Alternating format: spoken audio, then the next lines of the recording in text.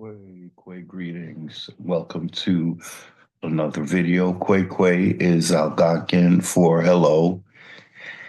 And because we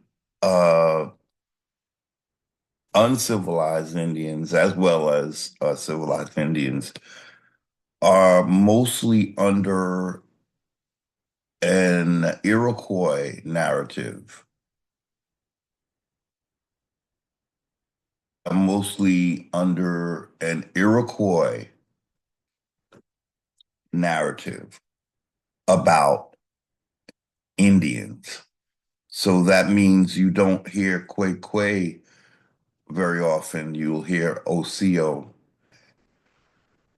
or something other than Quay. And this is, I just say, to show the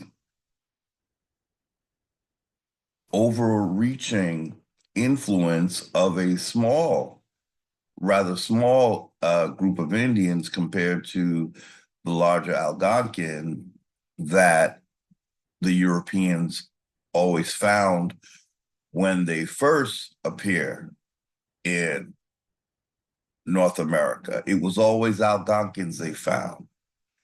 But once they meet with the Iroquois, or once basically what it's appearing to me to be, once they create the Iroquois, then you no longer hear any more about Algonquins. It's just one of those things you notice if you're looking. And once again, what that is Black Europeans come from Europe, and the first Indians they meet somehow don't get a storyline. It's almost as if they're being paper genocided in a different kind of way. Algonquin influence is made minimal. And what you'll also deduce is that it is Algonquins who are considered uncivilized, whereas the 5 civilized tribes, once under the influence of big Moorish daddy,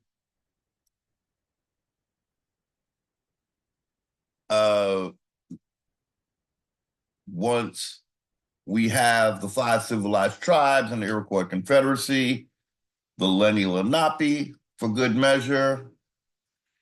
As we always say, the Lenni Lenape are the one peculiar group of Algonquins. They're not actually Iroquois, but they are highly influenced by the Iroquois narrative. And we deduced also that the Lenni Lenape are kept on the map, literally, because they're far too north to be a problem for colonizer. So the Lenni Lenape are left as the only federally recognized or civilized Algonquin. They had to go along to get along. But even the Lenni Lenape seem to have forgotten their origins. And unfortunately, they don't do a great job representing Algonquins, because Algonquins would not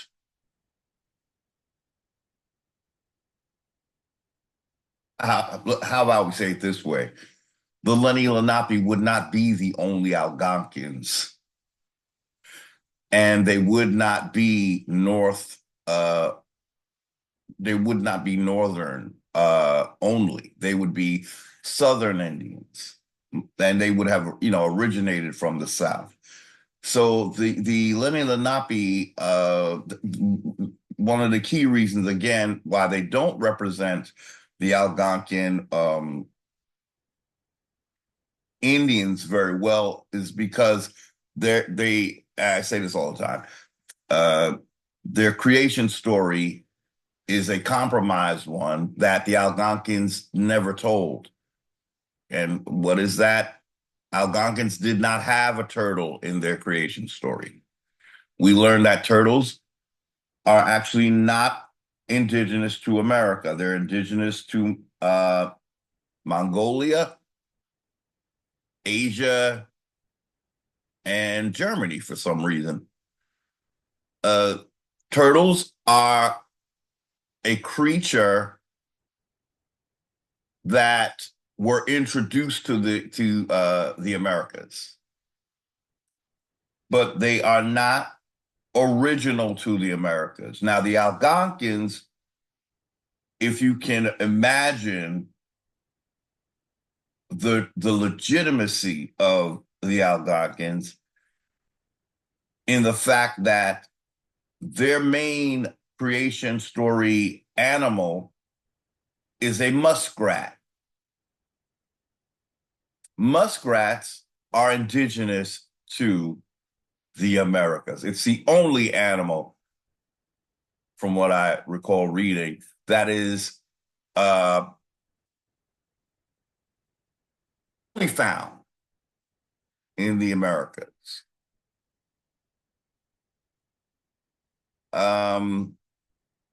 So yeah, we just wanted to get a little perspective on why we on this channel use Kwe Kwe. We're going back to the original language of the Eastern Woodland, but also this was a language that reached beyond the Mississippi. So that is another clue as to how prevalent Algonquin culture was before colonization. After colonization, you'll find that the goal was to get rid of Algonquins, except for that one Lenni Lenape, which are the only Algonquins that I know of. But there might be some in there might be some in Canada as well.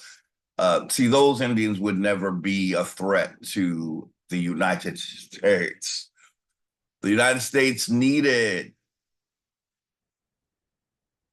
the land of the South to dominate the United States of America. That land was key because with that land, Indians could maintain their original sovereign standing on the land that is mentioned in the Constitution, Article 1, Section 2, Clause 3. And then it is eaten away at somehow by a commerce clause. So in the quote unquote land of the free, you have a commerce clause that eats away at your freedom and tears away the sovereignty of American Indians magically. Because what? It's not written on the page. It's not written in the Constitution that Congress should have plenary authority over American Indians. But they use commerce and then they just march along talking about how much they can dominate or control American Indians. Well, why would you want to do that? Because we are still under colonization. There is nothing free about this free country, except the freedom to be fooled by the very public officials that you thought you elected are just putting on theater. Right, Congress? Right, Miss Crockett? Right, Miss Waters?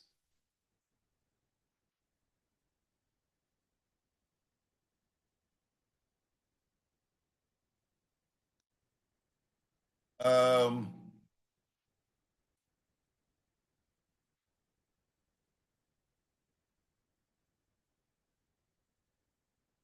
Thinking of the brother in New Jersey, his name escapes me right now. Theater. Theater. He recently filibustered uh, at the whatever little meeting these congressmen and women have. Theater. Theater. You wonder why sometimes you look at the Congress people, they look so smug and they put on such a good show. But who's really funding their many uh, functions that they gave themselves, that the we people, those people in the Constitution, I guess they are the we people, we kind of at one point understood, because it's the we people versus free men, free persons, I should say, mentioned in the Constitution. So then you start to realize that we, the people, must be Congress because they secure for themselves the rights to life, liberty, and blah, blah, blah. But meanwhile, the free persons lose all of that, right? And the Indians, oh, you forget it. You lose the most. We are a peaceful channel. We don't advocate violence ever. You don't have to when you learn what the Constitution is really saying. The Constitution is setting a precedence regarding American Indians. We're really only concerned about what the Constitution, what is it saying about American Indians? Well, it first very clearly lets us know that Indians are not taxed. Then when you do a little more deep diving, as we always say, we'll always say it, this has to become normal conversation among uncivilized Indians. We have to know that the Constitution is laying out the sovereignty of American Indians. And with that sovereignty, they must have their land. We were never supposed to be part of the United States. We were supposed to be involved. That's why the South was so key. We were involved in commerce. And what did the South have in abundance for commerce? They had those crops. They had those crops before the games began, right? Those crops could have yielded the Algonquins before they got turned into the 5 civilized tribes. We were all Algonquins up in here, east of the Mississippi, and as we said earlier, as far as west of the Mississippi, you'll find Algonquins on the linguistic map. That's what has to come back, the linguistic map. And the Algonquins that were genocided with that linguistic map. So what we learned is that all of a sudden, all those southern states are said to be Iroquois. Muskogean with a little bit of Iroquois.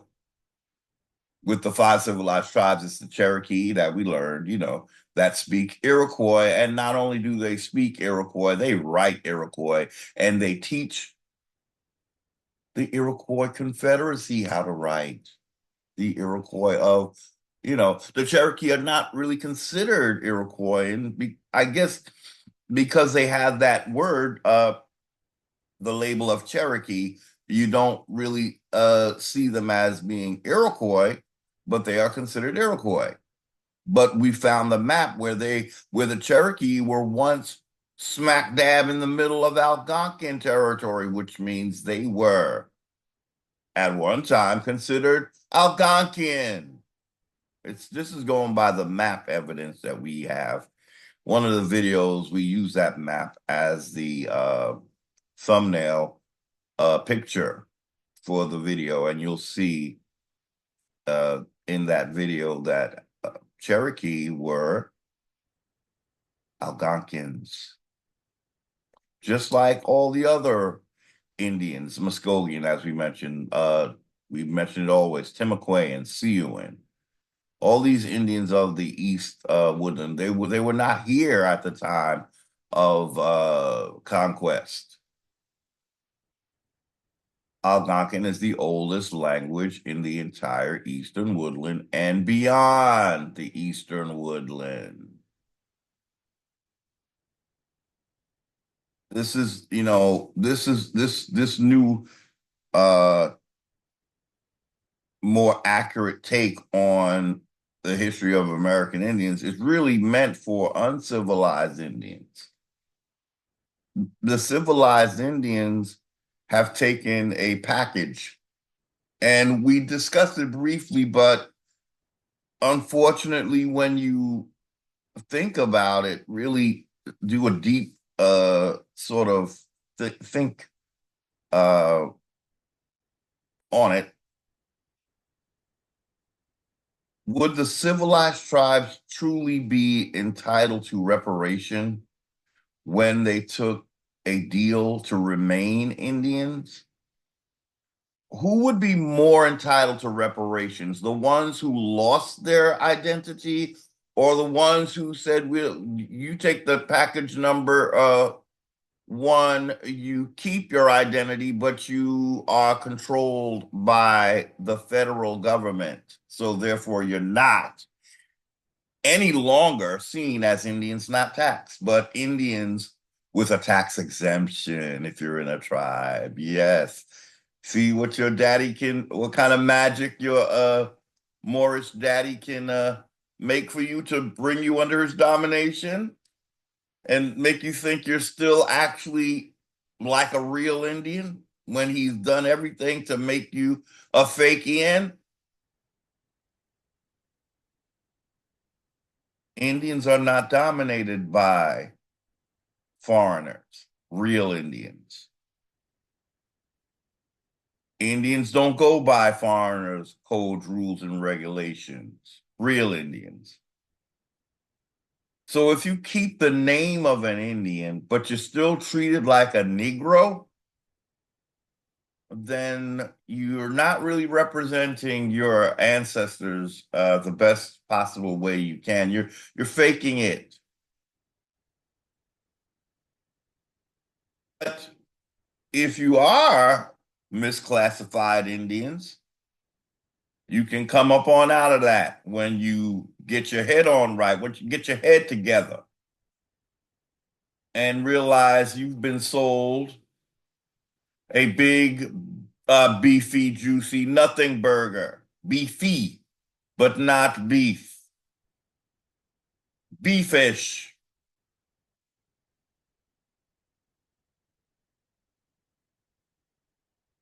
So, yeah.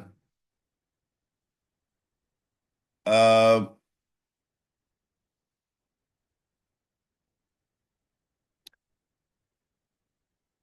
as well, the land that the five civilized tribes sit on, apparently that was taken in conquest, y'all. I mean, you probably never hear anyone say that, but when you really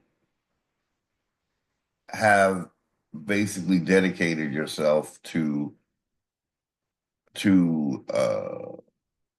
being open to what the truth that is unspoken, that is evident. You just have to offer it at least. Um, it was always Algonquins that the British colonizers, as well as any colonizers that came to North America, should have only been dealing with, as they were the most plentiful Indians, and they were the only Indians, as far as my delving is showing me they were really the only Indians of the woodland area. They should have been. In other words, you should have been hearing Kwe Kwe a lot more than Oseo. You should have been hearing about a muskrat a whole lot more than you've been hearing about a turtle. And let me tell you, that turtle has shimmied its way into the Americas when that creature belongs in Asia. And all you're doing is giving colonizer that Asiatic Indian that he so desires for the Americas over the quote unquote Negro, the Indians that he has deemed Negro. No, we're American. That word didn't even exist when our ancestors walked this good green earth in the Americas. That's something you came up with, colonizer. You're the Negro. Yeah. King James was a whole black man, whole Negropean, right? The thing with these Negropeans is that some of them will actually pass for white. Now, we're used to seeing dark Negropeans, but these would be those cats that actually often look uh, very much Caucasian or mixed Caucasian. So don't be fooled when you hear Black European. A lot of them do look or appear to be white. Oh, but there are the black ones, though. You read about them in the memoirs of John Mackey, who is spying on the court of King James. This is a primary source book. This is eyewitness accounts of the court of King James. And as we should know, courts are made of family members. Royal courts are made of family members. So if you have a very considerable number of quote unquote very black uh, personalities in your court, that's your family, King James. These people were described as very black. The darkest of them were called very black, right? Some were called just black because they weren't that black, but they were black. Some were called fair-skinned. That didn't mean they were white, y'all. Those are the ones we were talking about just now, the ones that can probably pass. And you had your tawny, your sanguine, let's see, a swarthy. Those were all they see in the monarchy of England and the UK and all that seemed to I get the feeling that what they were trying to do was color code people. That's why they were so into your tones. They were putting you in a caste system, basically. They bring that here, and then now they put making Indians African. Because once they come here to live and they put you where their people came from in Africa. Because those are the African Europeans, right? We're just American Indians, just Americans when you really boil it down. Until we figure out the real name of the America, somebody talk about it. We can't trust colonizing the length of our arms. So we can't get too stuck on the word America, y'all. Somebody gonna have to do some deep dive and figure out what was the real name of this country over here, y'all. Now, Tom Murray, I always say that's the one that seems to be the most legitimate to me. But when you're dealing with a priesthood, yeah, this all boils down to a priesthood, y'all. That their moves are based on the fictitious idea that they represent God. What we have to ask is, well, which God do you represent? The one in the pits of hell, or the one that you like to pretend that you represent? See, we're dealing with men in a priesthood, and don't worry, they'll find some women to go along with it too. Some argue that, originally it was women who filled the planet. And then they created a dream come true, right? There is that argument there that it was we won't go there. But that is a very interesting deep dive when you go with the implications of that. And we won't do it here, but you end up with a pecking order of sorts where there is something that uses scientific method to create another thing. And so what you have is basically a hierarchy of what came first, the female or the male, you know? And then how did that second thing come about? What kind of science project, brought about this thing? Because now we're setting a hierarchy in motion that many uh, are not really aware of, but you see little evidences of it once you become aware that there's actually uh a pecking order of sorts. Now we're not supposed to know this. We're supposed to believe that we're all equals, and that's why the implications when you go down that rabbit hole are a bit frightening. But knowledge is power, and well, let's just put it this way. Get a Y chromosome, you have to uh shall we say genetically alter an X chromosome, you see?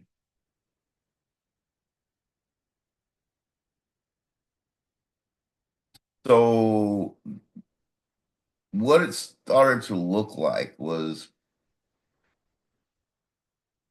there is a racial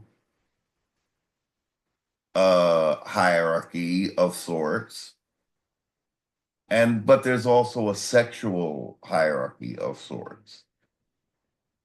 And it's always the primary thing that is either openly or covertly uh, running the show. But it does put the thing that is altered in a weird place. You kind of see it, if we could simplify it a little bit, you see it somewhat portrayed in the, of all places, the Barbie movie. You see the dilemma of the thing that was created without real purpose, or very, shall we say, menial purpose, you know? It was actually pretty intense when you realize the the saga of a Ken. You know, so yeah, it is that is the one movie that I've seen in the, I don't know, last however many years that really brought to light the the dilemma again of a thing that is created, but it's created as some sort of an afterthought or to be in some service to another thing. You know, it's just one of those things you come across and you don't even intend to go there, but then when you do, it's like, oh man, why did I go there? You know, like right now, why are we going there right now? It's just it's it's something that I've been aware of for quite some time now, and it's just hanging there, waiting to be further looked at. And it's like, oh boy, but do I want to? I mean, I am curious enough, but then you know, that's a whole other conversation. There was a channel, and I don't even know if Rhonda Rhonda Johnson of Truth Uncompromised. Oh boy, did I watch that channel. Rhonda truly, she really put out some stuff. I don't know. It seems that the channel is on some sort of hiatus because I don't think she's done a video in about a year or so, or maybe more.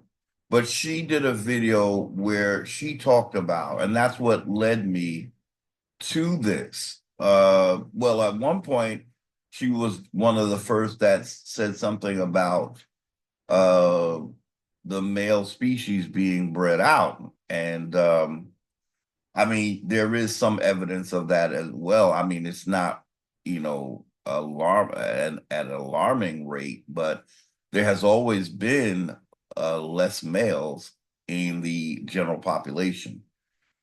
Um, but she's the one, and I'm going to blame her because I know as a male, I'll get, you know, scrutinized for speaking such things.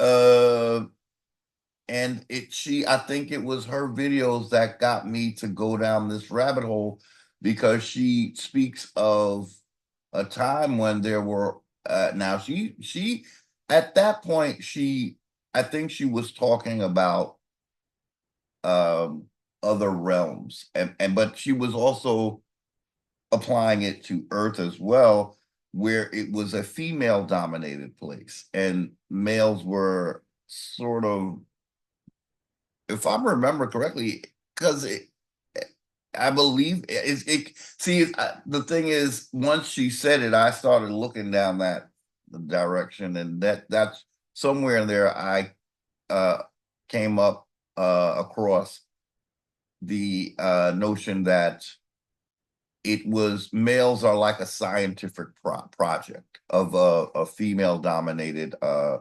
planet. And so they're the Frankensteins. and I think a lot of men do some, not all, but feel the Frankensteinian thing. Like, what, you know, I think they speak about it too in males being somewhat, can we use the word hybrid in terms of procreation? You know, there's that whole thing where there's an idea that men mourn the fact that they cannot produce a child, but why would they mourn that? You know, is it because deep down they are genetically altered females? I mean, it's one of those conversations nobody wants to really have, maybe except some curious men, uh, and some women, you know, but it's not a popular. I don't think it's a popular conversation. it really, for me, I have to say though, it explains a lot. It's one of those things where you don't want that to be the answer, but it kind of fits what you've experienced, and you would never even go there unless someone like, you hear, when Rhonda Johnson spoke about it, um, she was very candid. Uh, and she didn't really mince. She never was one to mince her words. She was very interesting content on her channel. Very interesting content.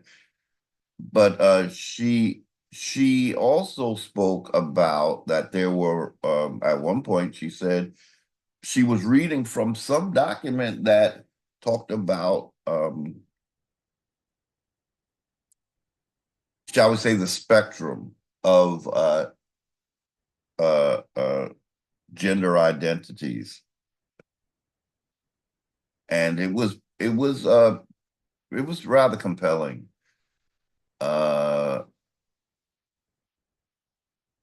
so, and then the thing with Rhonda, her videos, she never titled them. She numbered them pretty much. So it was and then she'd have, when she did have a title, it would be like a series, you know. But for the most part, she numbered her videos from what I recall. So it was kind of hard to find a video, unless you took note of the number of the video. But as for if you look for topics, it was a bit harder to navigate her channel because it was really number driven. She numbered her videos, and then I think what it was is the thumbnail would have a title, but you couldn't search by that title because it wasn't the title of the video. I think that's how she did it, if I recall correctly. She also touched on another interesting thing was about creation. Well, like creating when you have a thought and you create a thought, it actually takes a form in the ethers, and it just sort of has to be further focused on for it to become a reality. It was a very, very metaphysical content on her channel, although she also talked a whole lot about being, us being the original people of the Americas. But she did that and so much more on her channel. She was one of the first to outright say that King James was black. She said it with, no mincing of words again. And I remember feeling so I don't know, this sense of liberation that someone just said it. And I never ever forgot it because no one says it. But see, it's not even the people. It's how King James has been presented to us. He's quite a mystery, y'all. But that mystery has been opened up quite a bit. But he himself wanted to be a mystery. As I might have mentioned, this was the man who, when asked by his subjects, now one of his confidants told him that his subjects wished to see his face. Now, what struck me about that is that, wait a minute, how did his subjects not know what he looked like if they chose him to be king?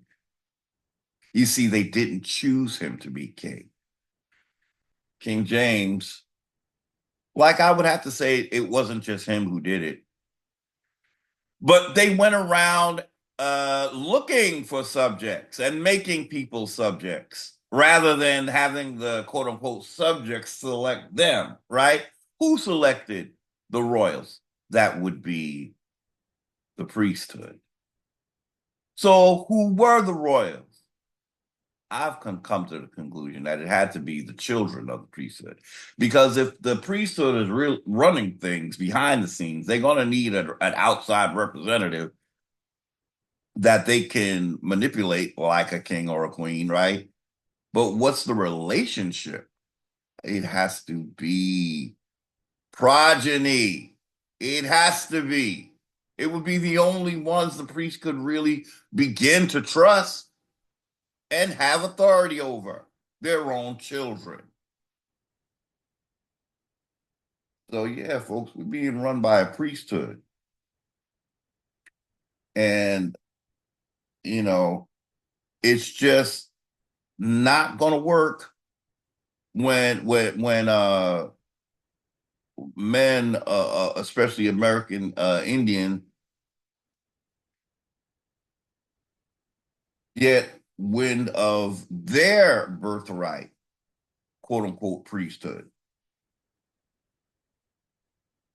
This was a priesthood that we got rid of, y'all. I say it all the time because they were starting to play mix and match games with our ancestral deities. Ancestral deities. That's a coined phrase we might want to, or phrase we might want to coin. Ancestral deities. The priesthood became more or less the creators of deities.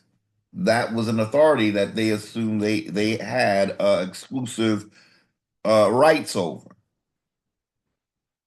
But see, the people, they were trying to honor their ancestors. So if you veered away from their ancestors, they picked up on it.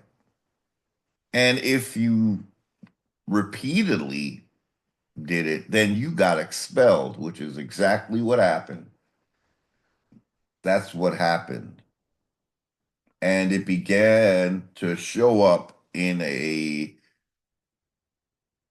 overreaching way with the pharaoh or the king known as Akhenaten. We always will say this. This is just part of the whole puzzle here.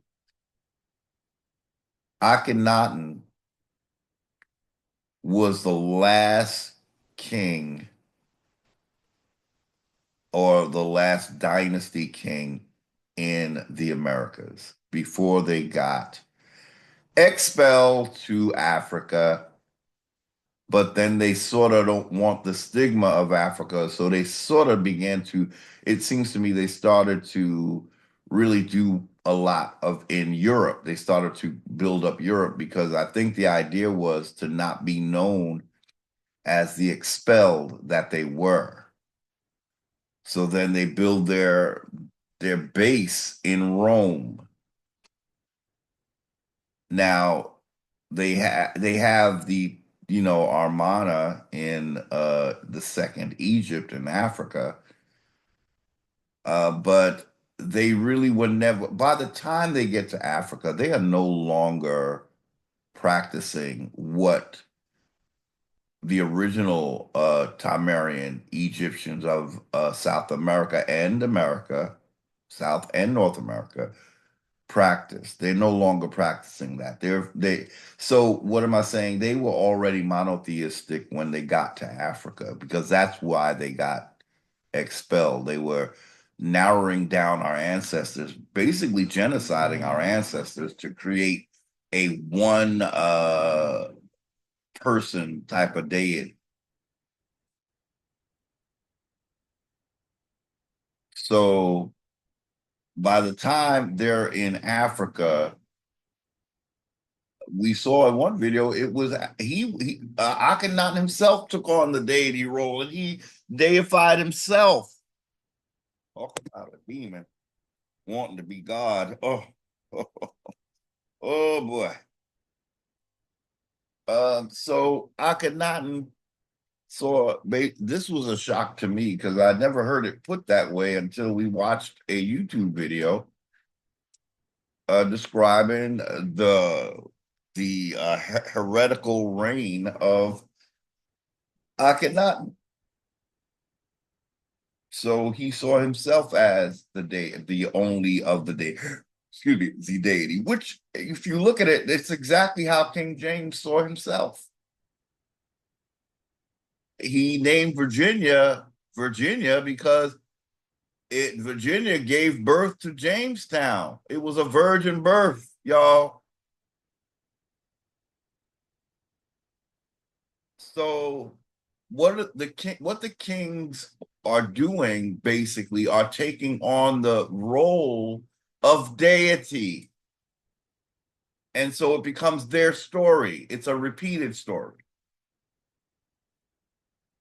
Each nobility basically taking the role of uh like Jesus.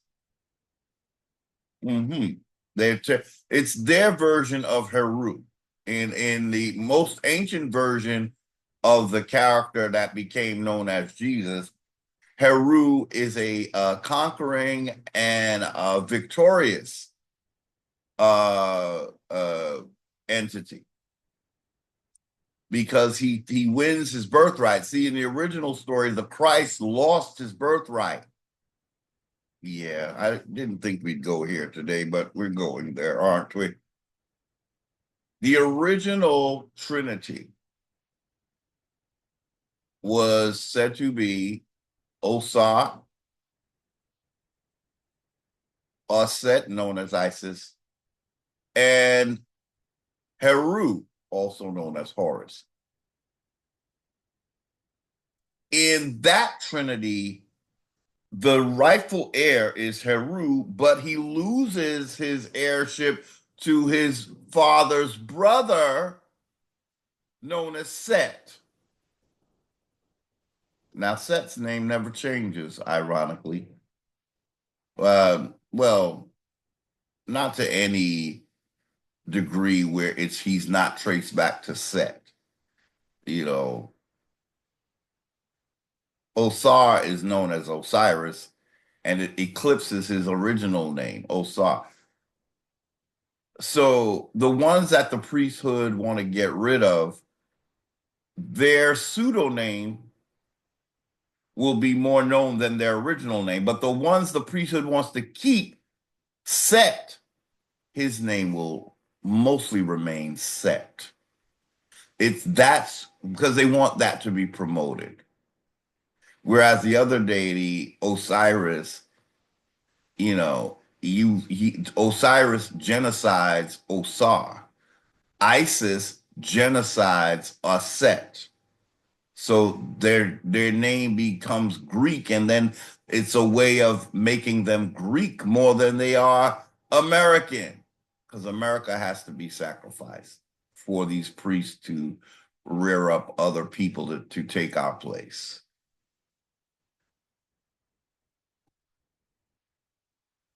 And what we decided late in the game is that we can no longer use the original Trinity. Why? Why did Heru have a complete 180 on the Osirian religion?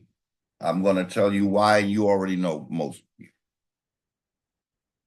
I realize when you go to get rid of indoctrination that led to further indoctrination, you realize you have to go thorough.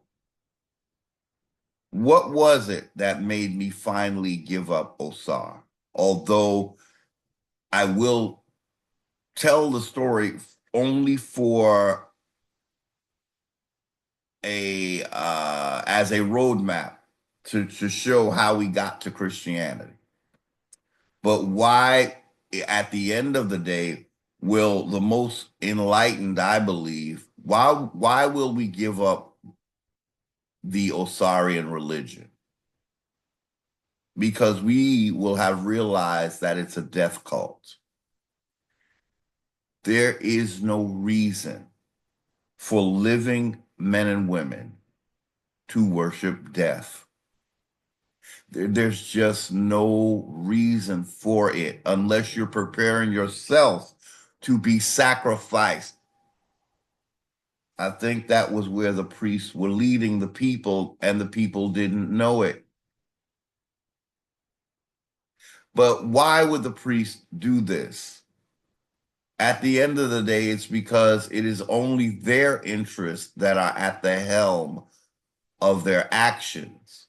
They are preserving their life, their lifestyle. What is their lifestyle? Sitting back, making up deities, living off of the people. See, that's the key. These are men who have no intention of doing any hard labor, right? They're going to sit on their allegedly holy derrieres, and what they're going to do is have the people work for them. What's wrong with that, y'all? What's wrong with that?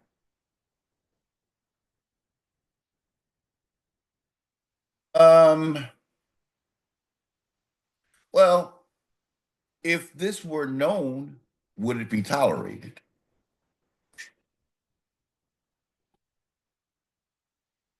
When you realize that the reason why you are mostly in America working like dogs, working 5 days a week with only 2 days to rest your body. As you get older, that's just really, really what should be happening is you should be working less. Come on, somebody talk about it. But instead, they have it where even our people getting up in age are still trying to work a very strenuous 5 days a week. It shouldn't be.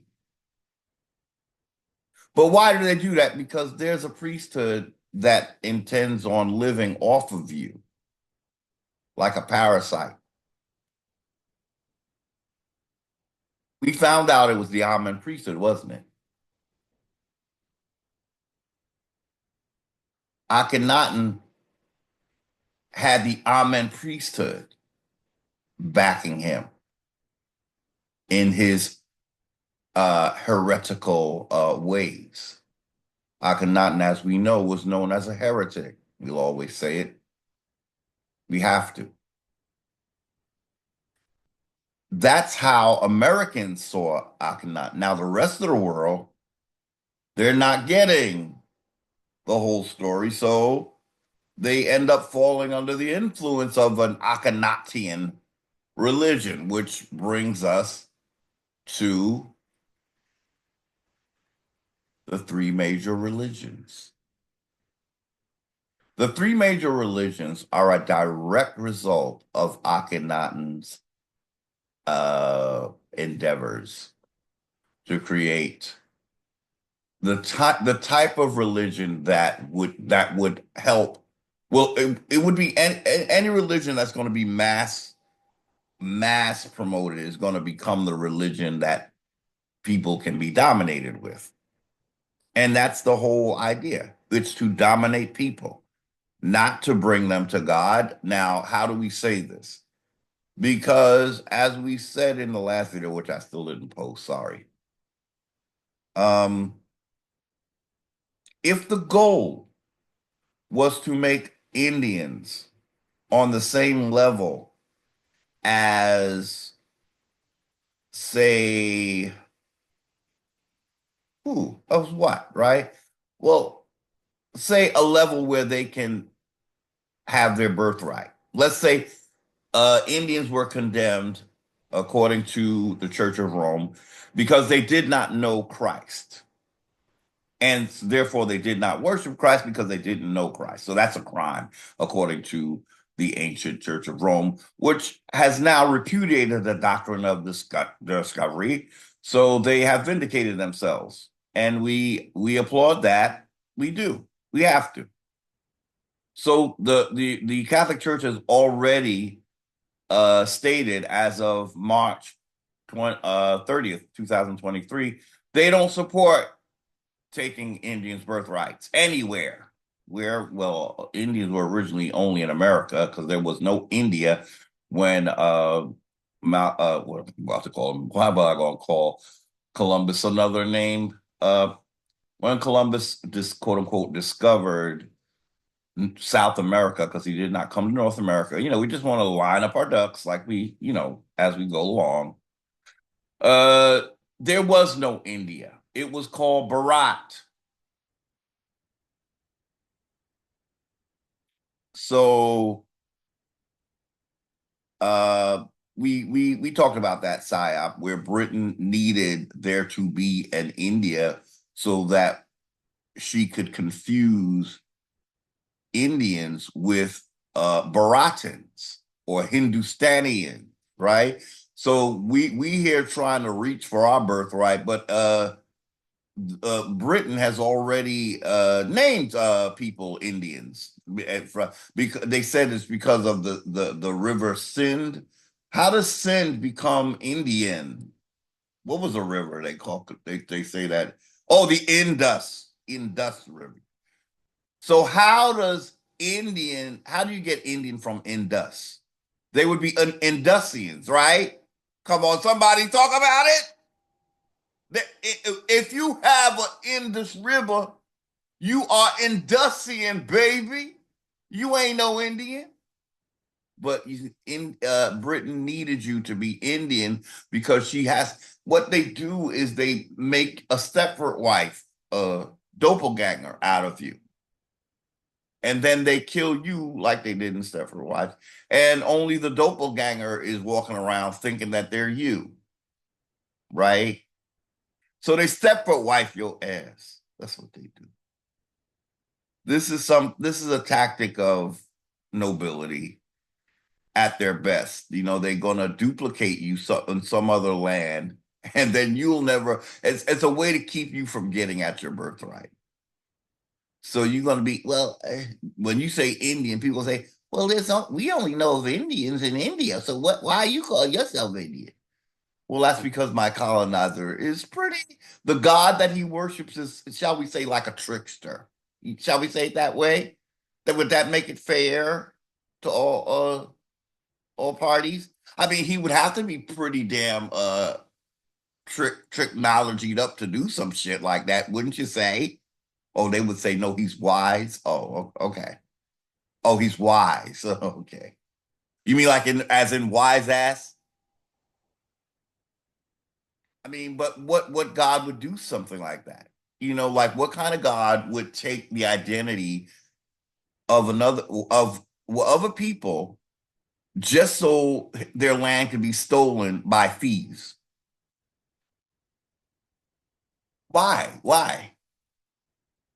If you're gonna steal from me, just do it like a thief would. Even a thief does it more justly than a trickster.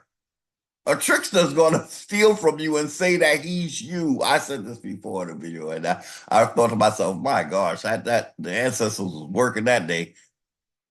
It's one thing to be stolen from, right? Because you'll always be you when you're stolen from. But when somebody supplants you, they steal from you, holding your shit, and then say that they are you. How does that work? Well, they're gonna say your property was always theirs because you didn't really exist. They did. You're from Africa. Remember that lie. There was no Africa when Indians were the Americans that they are. Africa didn't have any history until Akhenaten showed up on African shores, yo. Akhenaten he shows up there. We'd have to look up his reign. I believe he was from the 1100s to the 1500 BC. Let's look it up real quickly. Let's see.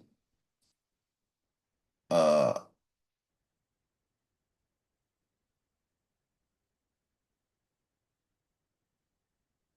Looking it up on the phone, although I should be looking it up on the computer so we could all look at it, right? Okay. Uh,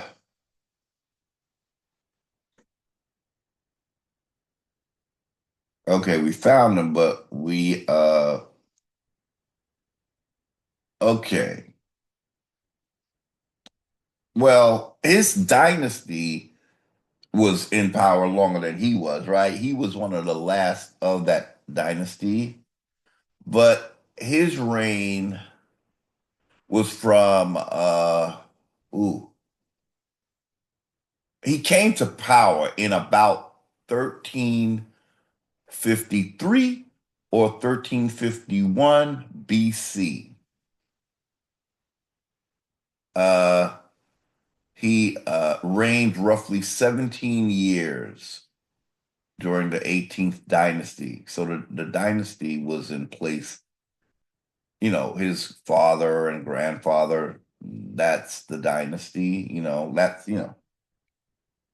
but we want to figure out when did,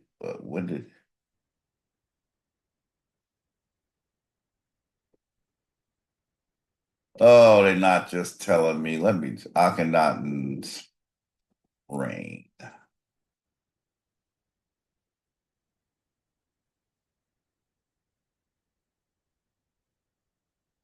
Okay, 17 years, roughly 1353 to 1336 BCE. So,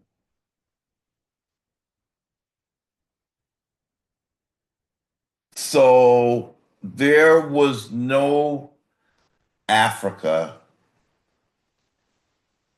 uh, prior to Akhenaten arriving. There were no civilizations in Africa because, as we saw in our America is an older civilization than Africa. They're putting Egypt as the oldest thing in Africa, right? But the problem is Egypt began in Tamari in America. So Egypt began as Tamari in America. Then when it goes to Africa, they're saying, "Oh, but Egypt, I'm sorry, the Greeks like to call us Egypt. So you're going to be named after another people?" That's what they wanted. They wanted their offspring to be in charge. So they gave them naming rights like they did with Adam, right? They told Adam to name everything. Well, when it comes to the Greeks, the Egyptians in Africa chose to go with the Greek version of their name, right? Because they want their baby, uh, the daddy baby, to be in charge of everything. So they got to give him naming rights. So the Greeks basically become a picture of Adam, basically,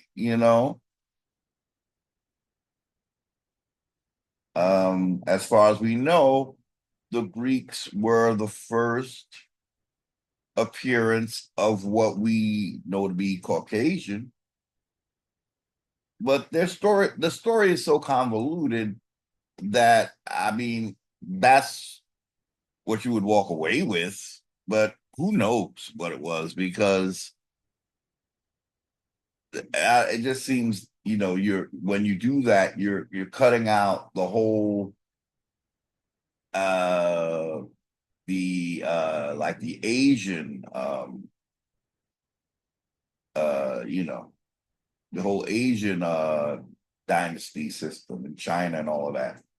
So I would think that Adam's reign has to come after, for instance, a Chinese reign or your Chinese period or Asian period. Because before you have Caucasian, you had Asian. That's why the Moors like to call us Asiatic. No, they are Asiatic. We're just American. Or the country known as America.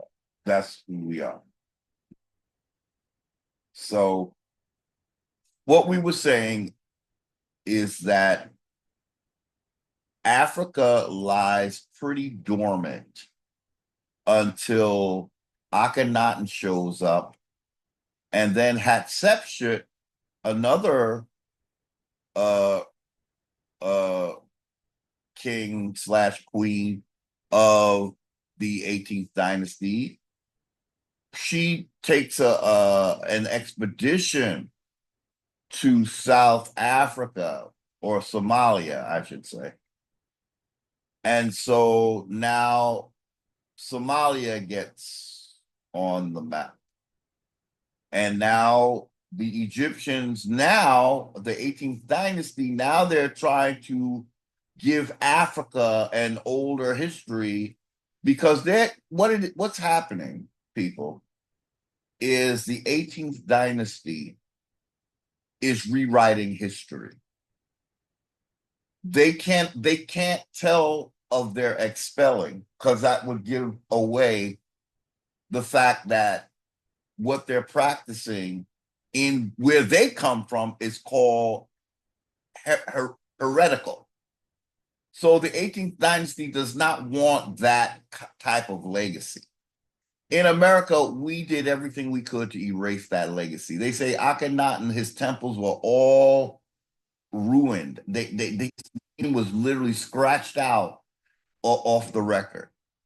So technically, the dynasty system ended in America, which was then South America. Remember, Columbus only came to South America. So what did he actually discover? He discovered South America, not North America. But they called it America. The original America was South America. The original American Indian was in South America.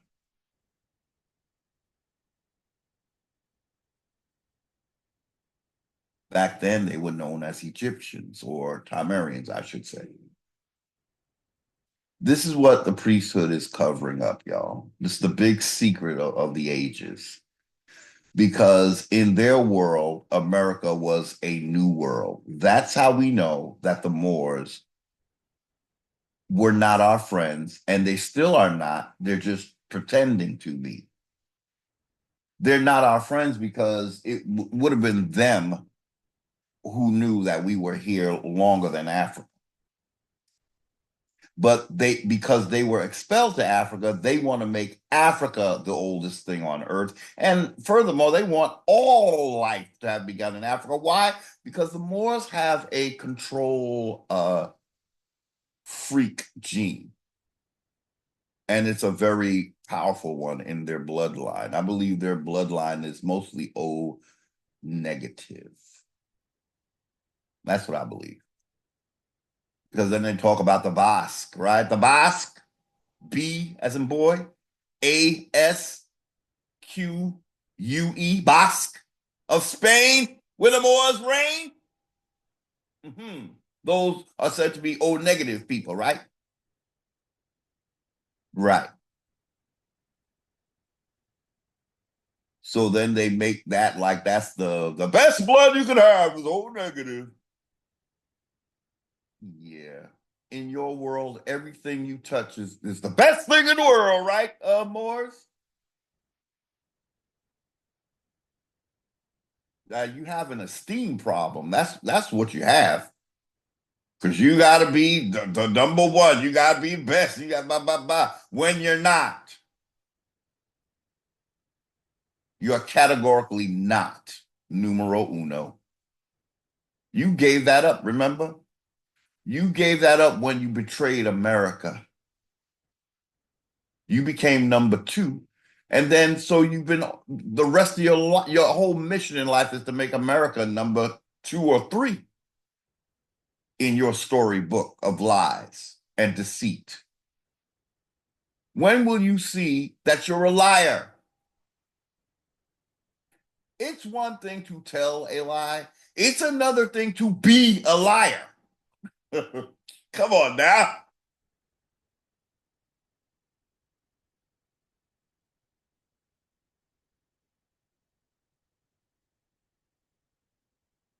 I mean, some will debate that, and I even on another day I'd probably debate it. But when you look at it at face value, shall we say, is it worse to tell a lie here and there,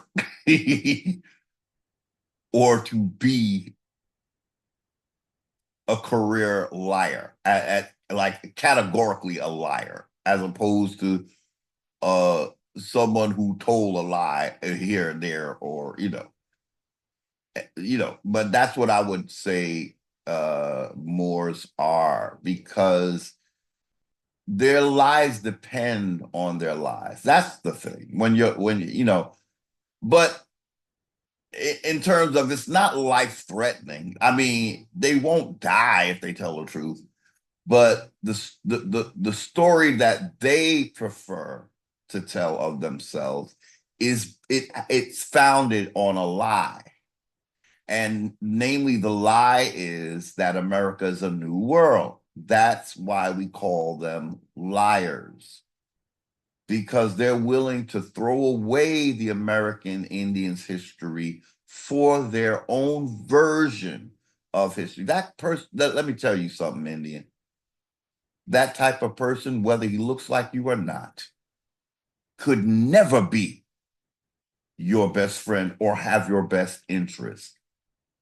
First, he would have to tell the truth first to begin to be in the realm.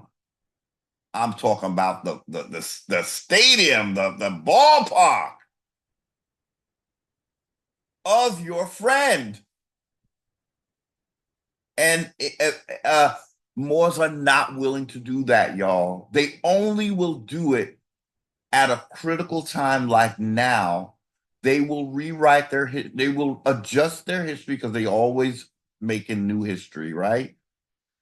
To now say that they'll say they were the oldest people through the Indians. But how through the Indians? We tried to get rid of your ass. So don't do anything through us, okay? Don't ever say that we co-signed on it, because we didn't.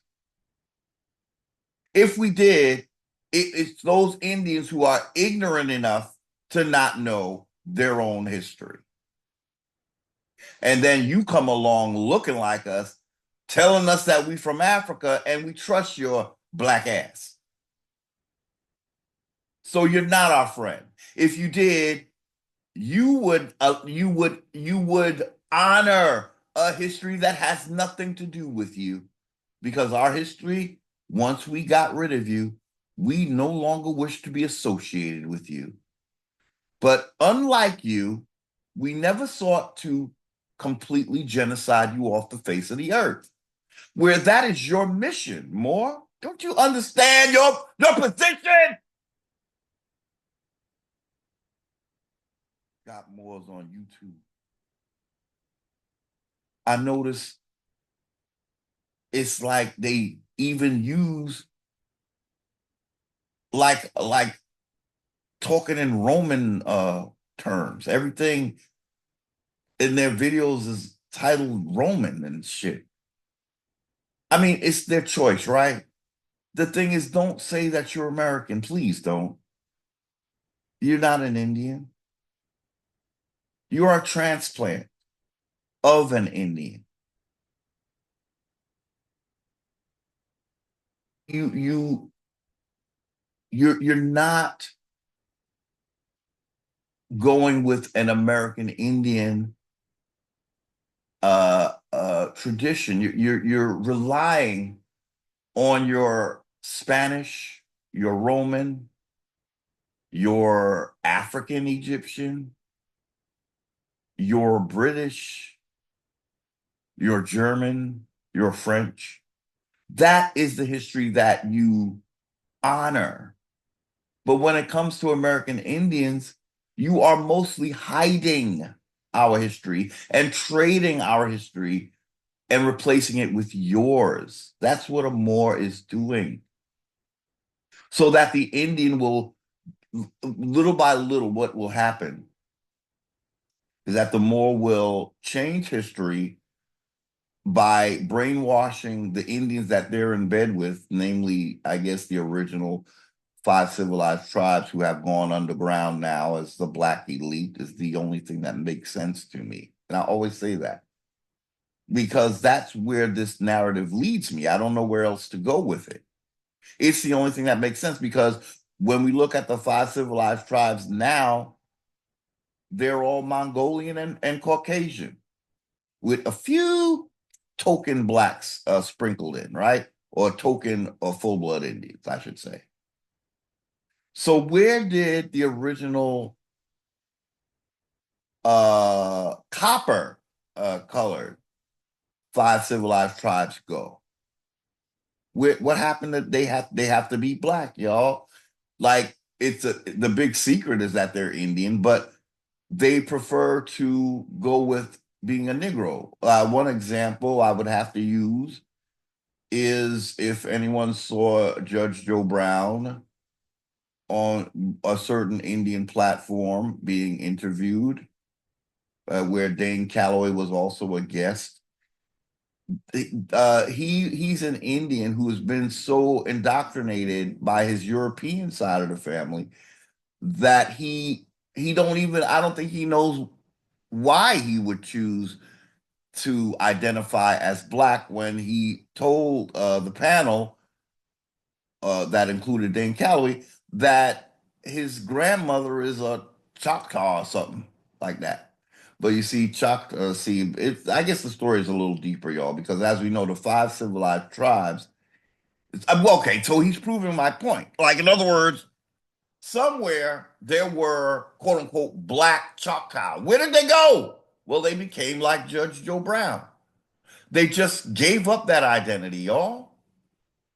I don't often use, well, sometimes I use the Bible because I guess I would like Christian Indians to see how much that story is telling about your demise as the one who sold their birthright. But there's another story that I often think about, and because I like to see how it compares to the Indian story, and it's the story of the two women fighting over one baby, and they go to King Solomon to solve their issue. One woman is saying the child is hers, and another woman is saying, no, the child is mine.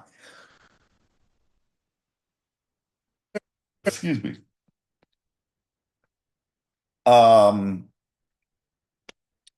Somehow that story started to speak to me in terms of how does, it relate to Indians. So they got to figure out who the real mother is. Like we have to figure out who the real Indian is, right? So in the story, King Solomon says, well, how about we slice the baby in half and give each of you, since you're both the mother, half of the baby.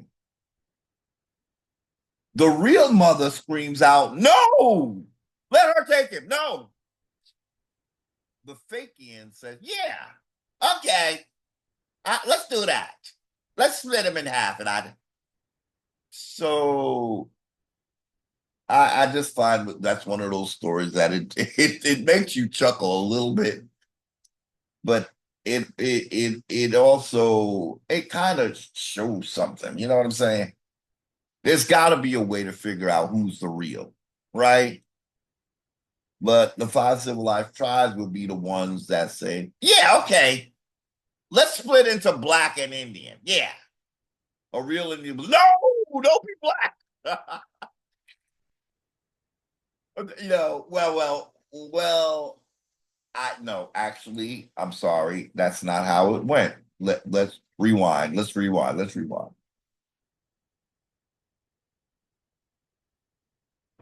What happened was actually was the opposite.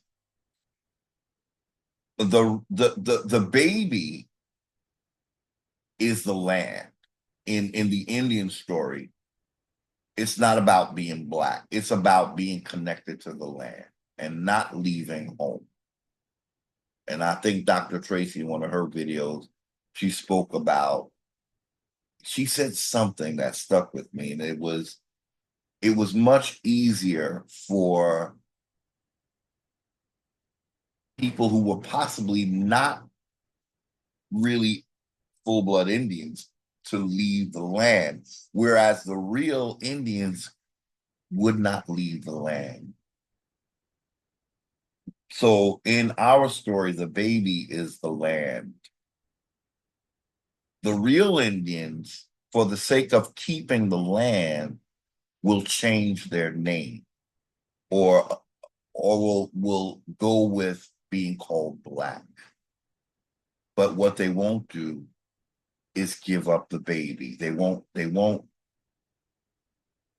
Well, see, that's, I done confused the storyline. They want the baby to be intact, shall we say, and they want to be in touch with the land. The Fakians will say, "Okay, we'll move over there if we can't stay here."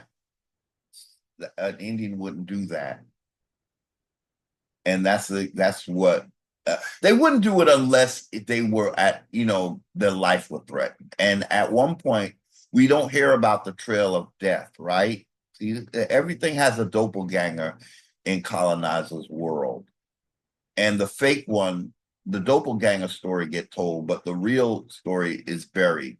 We hear about the Trail of Tears, but what would you think is more severe, the Trail of Death or the Trail of Tears? Which one sounds worse? Trail of Death does, right? Well, that's what the Algonquins experienced, the Trail of Death. The civilized tribes experienced the Trail of Tears.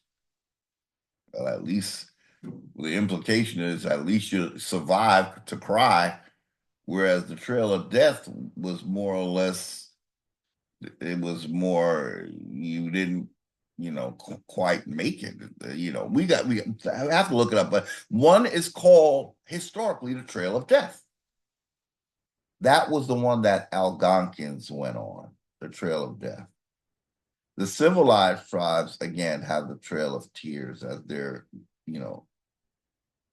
but so, well, okay, so we got a little mixed up, but the point is, a Trail of Death, that's what you don't want to go on. A Trail of Tears, you'll, grit your teeth and bear it.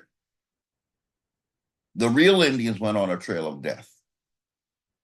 So since we're talking about it, maybe we should just quickly look at it. What was the Trail of Death?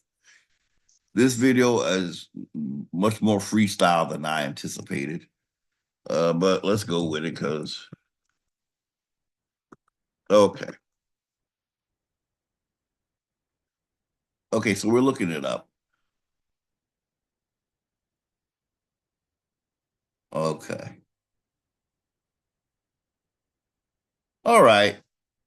Um, I'm looking at it, and so let me see. Let's compare them, I guess. It although it's called Trail of Death, it's probably because it was the first one before the Trail of Tears. Whereas the Trail of Tears had death as well. But again, they were more or less giving a sob story to the five civilized tribes. That's the only thing. So, that becomes the only story you hear of. At least your story is more known. Okay. Okay. Oh yeah. So this one they're gonna, yeah. So already I can see that the Trail of Tears is really amped up. There's a lot more deaths. Uh, yeah. But see, okay. So we're gonna have to take a look, right? So let's see if we can share our screen. Okay. Okay. How do I share my screen? I have to open up the page larger. Okay. Uh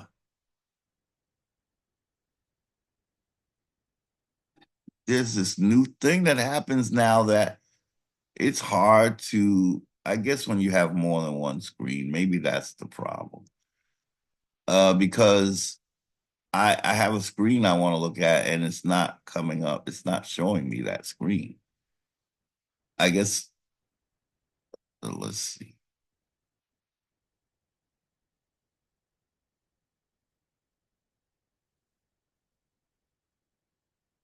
Maybe we could do that. Okay, I don't know. Let's see what happens. Then I want to go here and I want to share my screen. Okay, I think I got it. Okay, so let's share this. We're looking at AI. Okay, so we're looking at the trail of death. And it's actually the numbers are more than the trail of death. The trail of tears is they have a higher death rate, they have a longer journey, So this should seem like, well, why are you calling this the trail of tears? It was more, but this is the one because this is the one this is the story that's going to be mass told. They need it to be very they have to, I, do I dare say exaggerate? Because it's just interesting that this story is told, but the other one you don't really hear about. So wait. Oh, I'm sorry, we're looking at the wrong one. We're looking at a trail of death. Sorry. Okay. I pulled up the wrong screenshot, y'all. The wrong screen share. Okay, this is not the Trail of Tears. This is the Trail of Death. This is the one we were originally talking about. This is the one that happened to Algonquins, right? It was on the Potawatomi Trail of Death, refers to the forced removal of approximately 859 members of the Potawatomi Nation from Indiana to reservation lands in eastern Kansas in 1838.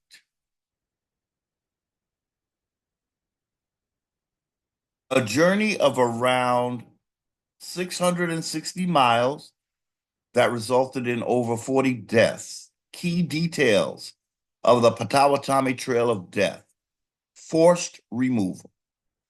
In 1838, the United States government forcibly removed the Potawatomi people from their lands to Indiana to reservation lands in what is now eastern Kansas. The journey. The march began at Twin Lakes, Indiana. Indiana is Algonquin, right?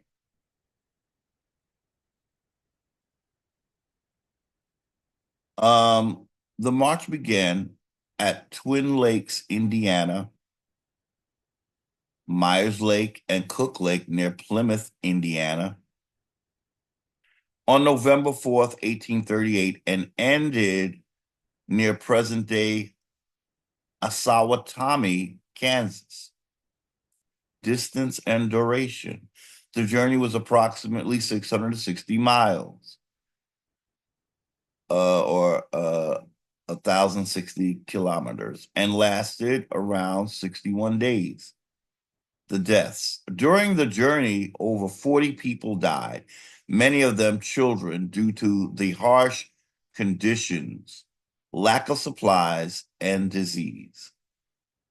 Causes of death. The march conditions, including the heat, lack of water and supplies, and the pace of the march, debilitated the health of travelers. Impact. The Trail of Death was the single largest Indian removal in Indiana history. Significance. The Trail of Death is remembered as a tragic event. I don't even think this Trail of Death is known, y'all. It is overshadowed by the Trail of Tears. That's what I want to say, okay?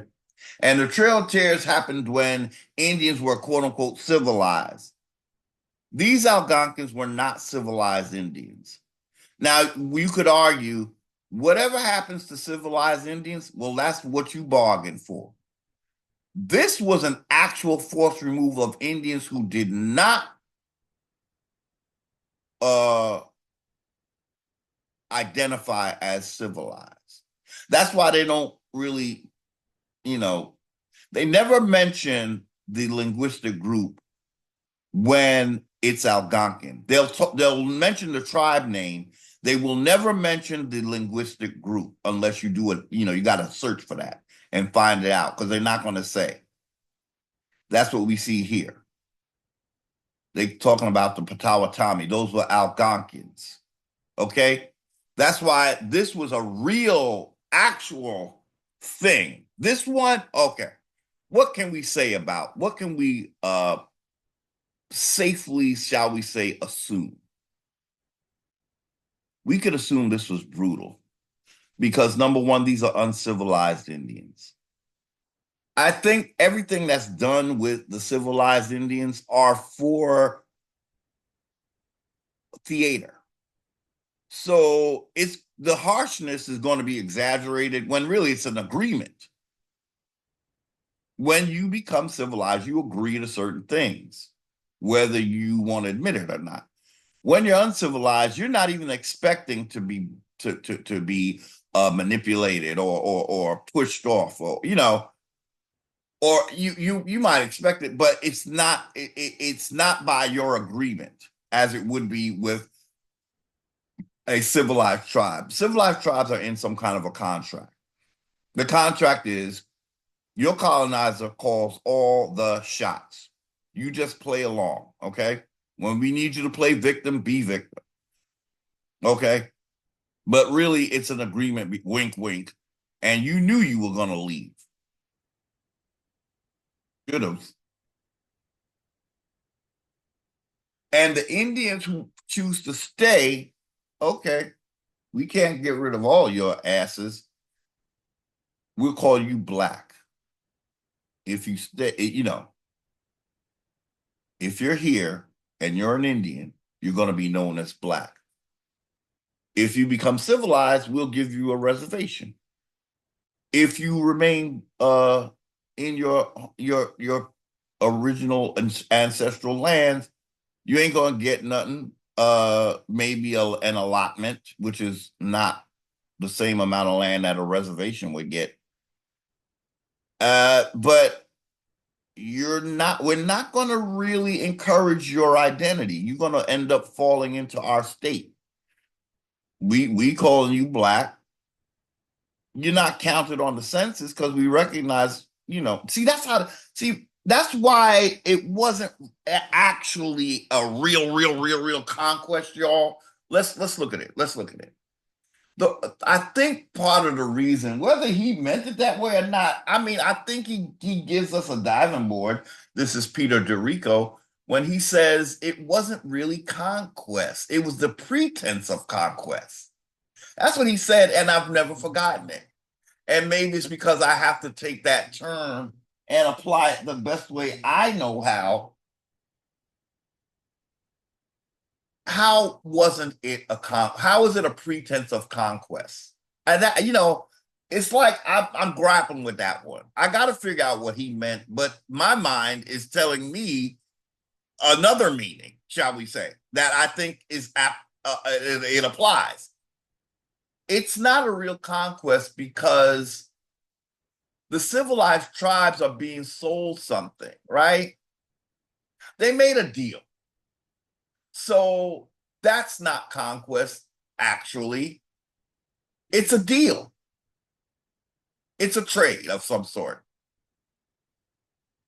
And with Algonquins, it's also not a conquest. Because the Algonquins are still in their land right now, as we speak. It's just that it was a trade. It wasn't a conquest, just like it was a trade. Some Indians said, I choose package number one, I leave. but I still get called an Indian. I get pretend like I'm still an Indian. But it doesn't serve anybody, because then what's going to happen is those original Indians go underground and become like Judge Joe Brown. And someone who's Indian by blood, but don't have nothing to do with that Indian blood, because they call themselves black, like Judge Joe Brown said. Someone who's Indian, but somehow loves being called black over having an actual cultural identity. I'd rather be a crayon color. This is someone who went to the Ivy Leagues. Is my understanding. So you'd rather be a crayon color than actually have a cultural connection. Somehow, I guess that's what religion will do, y'all. When you think about, well, why would an Indian give up that? Because he actually believes he's a sinner as an Indian. That's what would make an Indian want to. He bought the coffee. He bought the religious Kool-Aid that the priesthood of Akhenaten was bringing.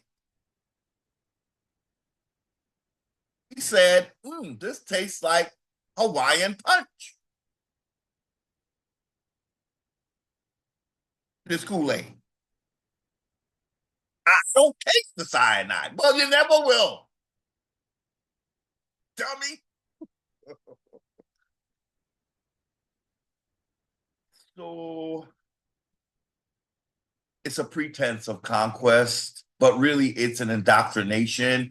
And then it's tricking people into thinking that God wants them dead. Now you go ahead and do the killing, but it's a pretense because that's your God, not theirs. Of course, your God wants them dead so you can take their land. Of course. But the problem is you convince them of this BS. And so they're under some kind of fear of being on the wrong side of God, your God. It's a pretense. The real Indians stayed, but they got called black, but they still weren't counted in the census. They still weren't taxed. They still had no representatives in Congress. So they're standing in the state, but the state is like, as I always say, waiting for them to realize that they can't really live in a state and not do as state people do, because they don't have they've made sure that their tribes were broken up, y'all. Allotment. You imagine somebody just coming and just taking your shit and just operating like this is normal. It has to be done because God, our God, you know him.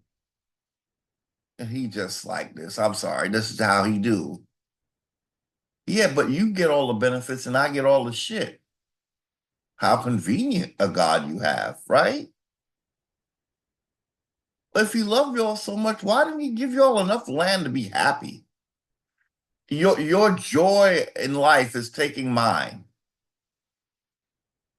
land and my belongings.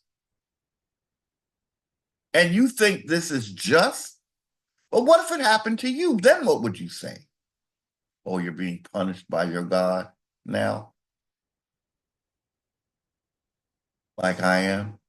And I don't even know this entity until you brought him here. And so the first thing I learned is that he condones theft, murder, pillage, whatever you did, right? So feast on it yourself, y'all. This is the Trail of Death. The Potawatomi Indians. We're going to see what kind of Indians they were right now. Okay. Okay. Let's go with the Potawatomi. I you know what? I'm going to honor my no. I really don't want to show the Trail of Tears because everybody knows about that, right? If I wanted to honor my ancestors a little more today, I'll probably just leave it with the trail of death because this is the thing that nobody hears about.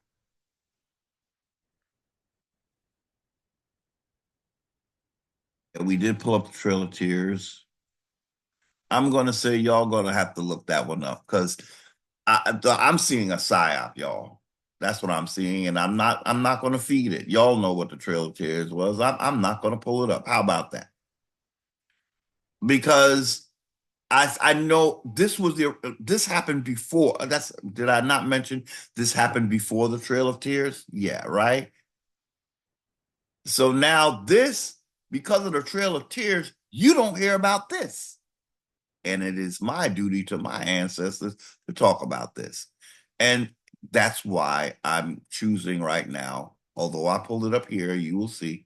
I was going to show it, but I don't like the fact that this already got attention. So I'm not giving it anymore today. I'm not. You all heard about it and you can look it up. I'm sorry, y'all. This is not what my ancestors have me doing right now. I'm not trying to, you know, offend my viewers, but I hope you understand this should be the thing that I'm teaching today or I'm showing because this is the thing that got buried. I'm not, so in this video, no, I'm not going to discuss the Trail of Tears any further than I already have. A psyop, a Johnny come lately, a one that overshadows the real deal. What happened to uncivilized Indians? Again, whatever happens to civilized Indians, that's on you. You made the deal. You got the sweet deal. What appeared to be a sweet deal, which basically it was a cover because the Joe Browns in the what I'm talking about is the black civilized Indians. They went underground like Joe Brown, yo. So he don't even acknowledge his Indian. Why? Because he sold that to Mongolians. His people did. I'm not saying he did it individually. I'm just going to say his people apparently did. That's the protocol of that group of Indians. Now, again, we're going to always give them that. At one point, we was all Algonquian, but then once they start breaking us off into more digestible, chewable chunks, that's when you get Iroquois and the five civilized tribes. So we looked at the Trail of Death. It's still on the screen. You could pause, but I'm doing a, up, pause, pause, pause, pause, pause. Then we go to the down, pause, pause, pause, pause, pause. If you want to read again, because now we're going to change this and we're going to go to who were the Potawatomi Indians? They were Algonquin.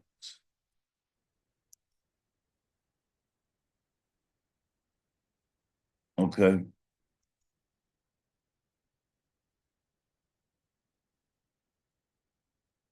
Okay, traditionally speaking, the Potawatomi language, a member of the Algonquin family. We were all a family until the breakoff happened. The Iroquois and as we said, Iroquois, the word itself is Algonquin. So that right there gives you a clue. The word Iroquois is actually an Algonquin word. So it's kind of weird that there will be an Iroquois language when the word Iroquois already has a language and is called Algonquin.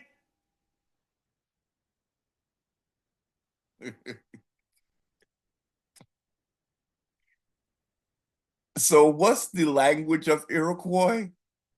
Baby, it's Algonquin, okay? It's Algonquin. They were like what the book of Yaqub, the Moorish book, Yaqub, Father of Mankind, what they would call the Iroquois is a dissatisfied 30%. That might be what gave rise to this whole Iroquois thing. It was Algonquins rebelling against being Algonquin because they saw something better with colonizer. And when we break it down further, this is where I might get the ladies angry. I'm not intending to make the ladies angry. As you said, when it comes to Indian, it's just we trying to tell the unabashed truth of the matter. Uh, it looks like when you break this down, now Algonquins were seen as they could be either matrilineal or they could be patrilineal. Iroquois was strictly matrilineal. So it looks to me like the Iroquois were a group of female Algonquins that were seduced by Moors. And then they became matrilineal so that the Moors' babies could be Indians. You see?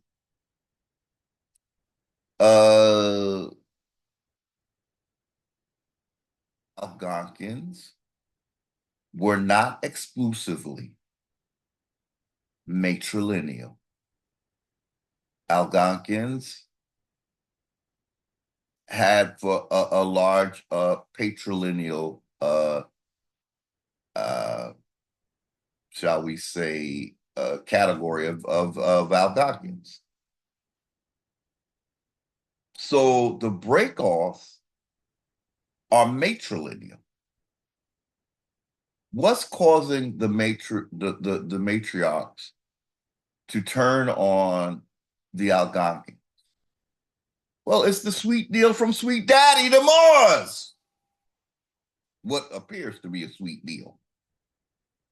But what the matriarchs would end up doing, whether they knew it or, well, they had to know. Come on now. They're saying that historically, they say Iroquois did not get along with Algonquins. Why? Because the matriarchs were taken over by Moors, and the Moors are the ones who hate the Algonquins. Because the Moors want to take the place. See, let's call a thing, y'all. The Moors want to take the place of Algonquins. That's why they don't speak of Algonquins. They're remodeling Algonquins so that Moors can take their place. You see? Yeah.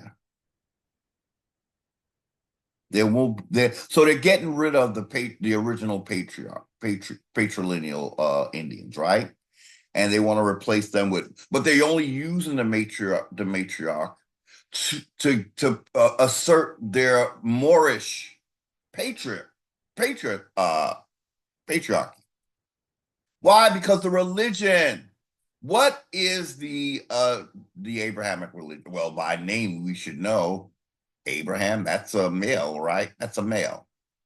So how are the Moorish Indians patronizing the matriarch? Well, they're supplying the matriarch with a patriarchal religion.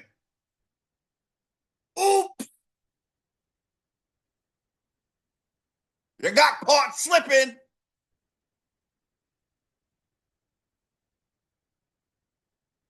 How they do it, y'all. Again, everything is a freaking pretense of conquest. It's all mind programming. How ironic that a matriarchy fell for a patriarchal religion, y'all.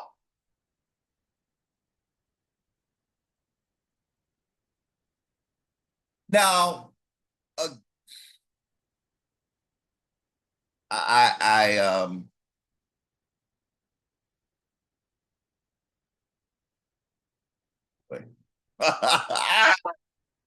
and then you look at the creation story of the Iroquois, Sky Woman. They got a sky woman that fell from the real earth and she fell onto the back of a turtle, y'all. Oh my God. They just telling the story, y'all. So they got an Algonquin female and then they created their world on a turtle. After the Algonquin sky woman falls out the sky, she's from heaven, y'all. Algonquins were in heaven, apparently. That they're admitting that in their Iroquois story. All they needed was that woman, right? Right, Morris? That's the code, right, Morris?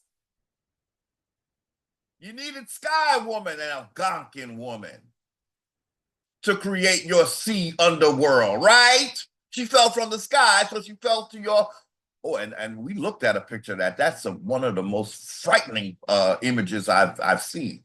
Now I'm into horror, y'all. I guess I had to pretense myself for the horrors of being an Indian in America. So you strengthen yourself by looking at these horror films. That's how I look at it, y'all.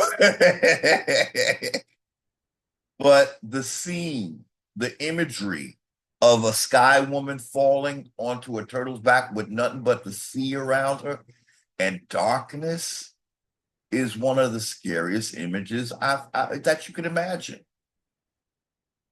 It's just this one woman, y'all. She falls from a hole in the earth. She fell into hell, y'all. Do you understand what the Iroquois creation story is telling you, y'all? She fell into chaos. It's a hell, but it's a water hell. It's a sea jurisdiction. It's commerce. Commerce is when the sea takes over law of the land and it turns people into sea people, and they have to be on a citizenship. Indians were not supposed to be in the ocean because they had land. But everyone else here, the foreigners, are here on some kind of commerce deal. So they can never take the land. They don't care about the land like Indians do.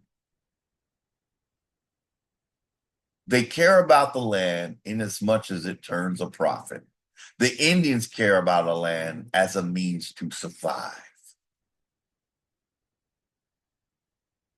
That's the difference between law of the land and the law of commerce. A corporation's only means of survival is to turn a profit. The Indians' means of survival is being able to eat and enjoy of the land, whether he turns a profit or not.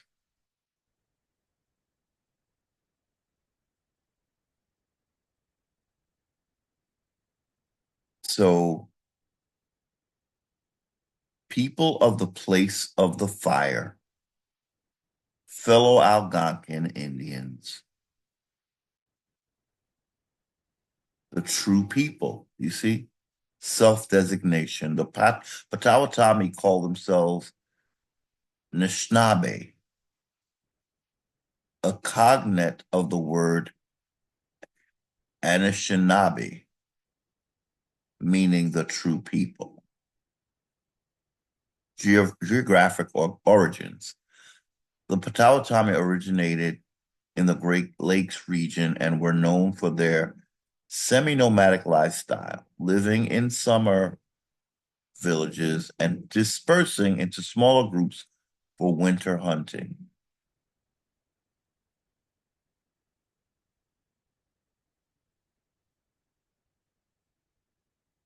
Now, I don't know if are these federally recognized?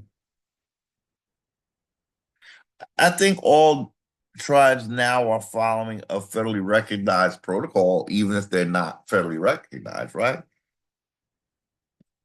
Because here it says they have a citizen Patawi nation, people of the place of fire. Okay, so we're gonna have to look at that. But again, we're living in a paradigm that is unconstitutional. The Constitution does not speak of federally recognized tribes or Indians being citizens point blank, period. Indians are not supposed to be citizens. And we shouldn't use that word in our circles because it could get easily confused with citizens of the United States. So Indians should never have to be citizens. They're just the people of the land. But okay, so the Council of Three Fires, the Potawatomi, along with the Ojibwe and Ottawa, formed a long-term alliance called the Council of Three Fires, with the Potawatomi considered the youngest brother and referred to as keepers of the fire. Subsistence. Traditionally, the Potawatomi relied on hunting, fishing, and gathering, with men primarily hunting and fishing, and women planting and harvesting crops and collecting wild plant foods. Culture. The Potawatomi were organized into clans. My grandmother, when she wrote down our family tree, she used the word clans. Were likely one of the main organizational structures of summer villages. Okay, here we go. We're going to get that answer right here, I guess. Modern federally recognized tribe. Federally recognized is unconstitutional, okay? Let's just put a mental note. You should never hear about any tribe having to be federally recognized. They're just the owners of the land, okay? The federal government should be paying them rent, as well as the states, as long as they're here. Indians shouldn't have to work. When we got this many people looking to live off our land, we should not have to work, y'all. You're living off of my land. You owe me something. I'm so sorry. That's just the way it is. We didn't want you here. You, with your king's objectives, ended up here. And then he wants you to take over our culture with his. What's supposed to happen was you supposed to join our tribes, y'all. Come on, let's call a thing a thing. Not us joining your states. This is all kinds of wrong over here, y'all. You hear me? No other country do you come and do you like they try to get America to be. But that's because they're all, the system we have is making everybody join in at the genocidal cookout, okay? Because bring your culture and make it a melting pot of what?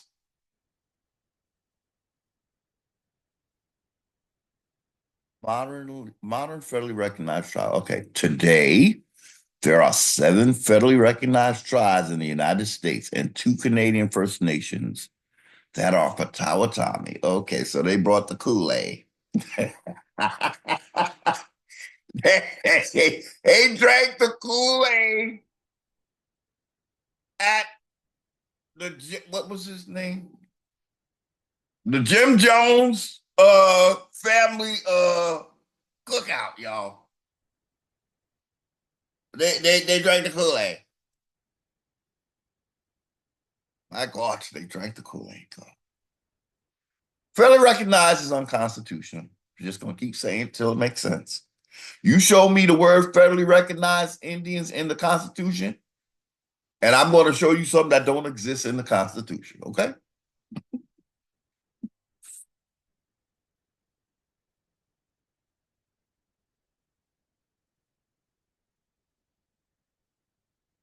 So there's only 7 federally recognized tribes in the United States and 2 Canadian. So you're still being basically genocided, right? With Great Lakes region. When they went on the Trail of Tears, the Potawatomi was in Indiana. They wasn't in Canada. That's what we read, right? So who is these Potawatomi? Is y'all the Potawa fakey Indians? The fake Atami?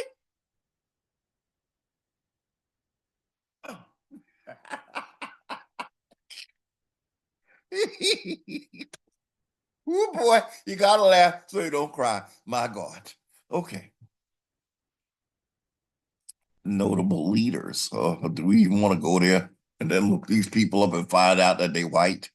Oh God. Wabonsi? Sorry. Now I shouldn't be laughing at Algonquin language names, right? I shouldn't be laughing like this. A powerful and influential headman among the Potawatomi, Ottawa, and Ojibwe villages of Illinois. See, Illinois, Indiana. Now, wait, what? Canadian First Nation. Why? Oh, there's something going on here, y'all.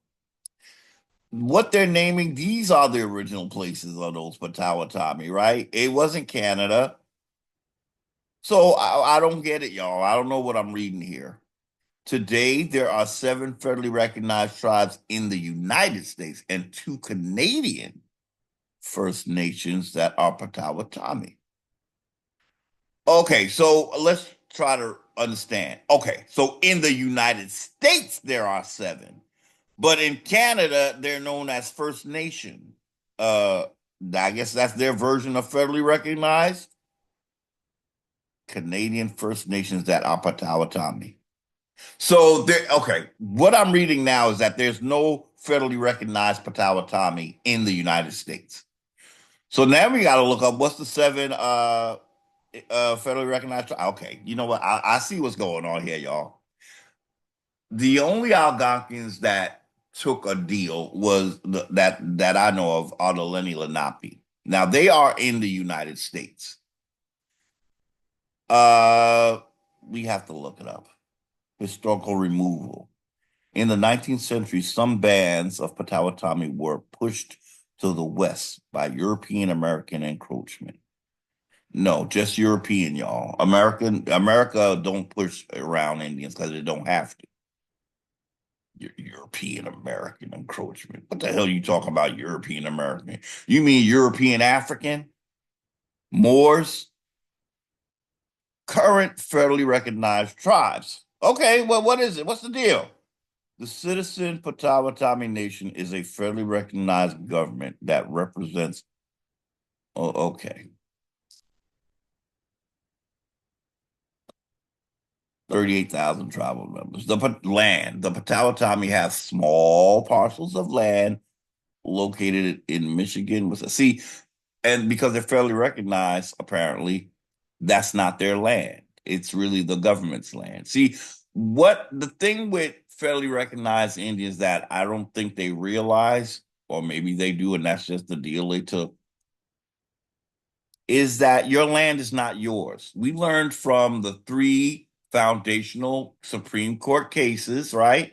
Judge John Marshall presiding, right? That motherfucker, right?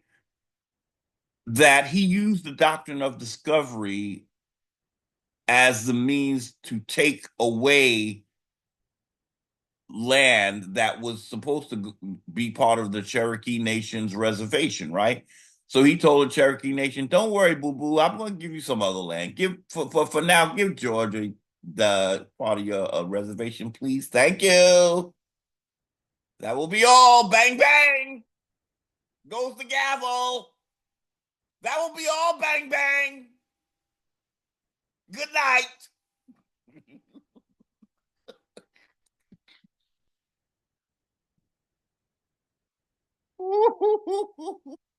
This is some bullshit.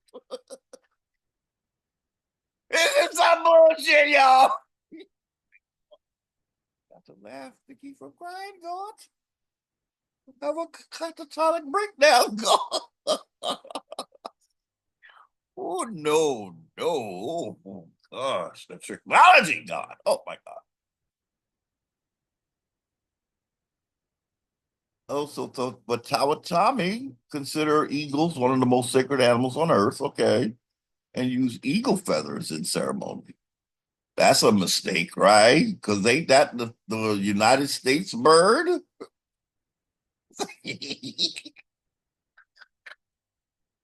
See, once an Indian becomes compromised, that's all systems go, y'all. It's just a downhill spiral, y'all. Why would Algonquin? I just hate to say that they're Algonquin, but radical truth, right? Why would you want to share? Well, they could argue that they had the eagle first. They might, rabbit. They might argue that. They might say, well, what you talking about? This ain't no United States bird. You was here before the United States. All right, brother Algonquin. But you still side, you ain't supposed to be federally recognized. When that gonna happen? When you all learn how to read the damn Constitution and demand your uh position back. Because to be in commerce, you have to own something, baby.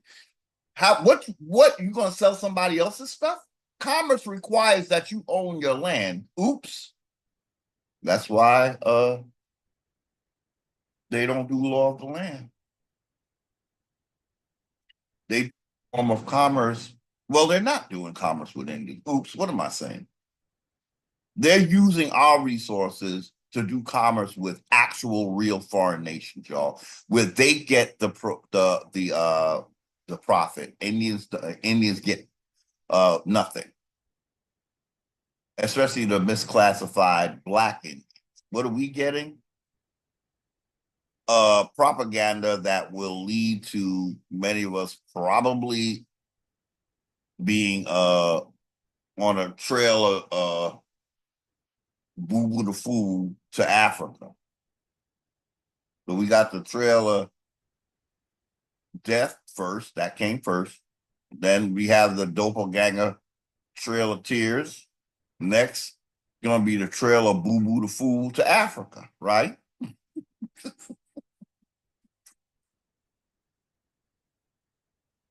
Oh, got to laugh.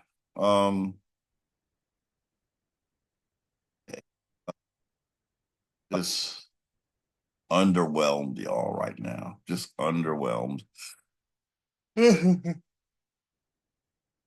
Yes, y'all. So I guess the Potawatomi are fairly recognized. I don't even want to look up the federally recognized. I just they're unconstitutional. I'm not going to look them up. I'm just going to be disheartened, right? Because where in the Constitution does it say that? Why aren't they going by the Constitution, y'all? Everybody's under a spell of some sort, yo. It's like, don't read that part of the Constitution. Just read the part that's not there that says Congress has plenary authority over Indian tribes. Forget about the Indians not taxed. Let's go to Indian tribes where there's an imaginary word that says Congress has plenary authority that nobody gave them. And the one who could be seen as giving it to them, El Papa, the Pope, he took it away. Yes, he did. He repudiated the doctrine of discovery, right? So where is Congress's plenary authority now? In the windmills of their Moroccan minds.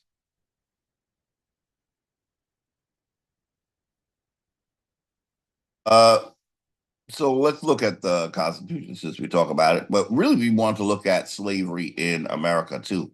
But this is going to be a 5 hour. Oh God, I don't even say the word.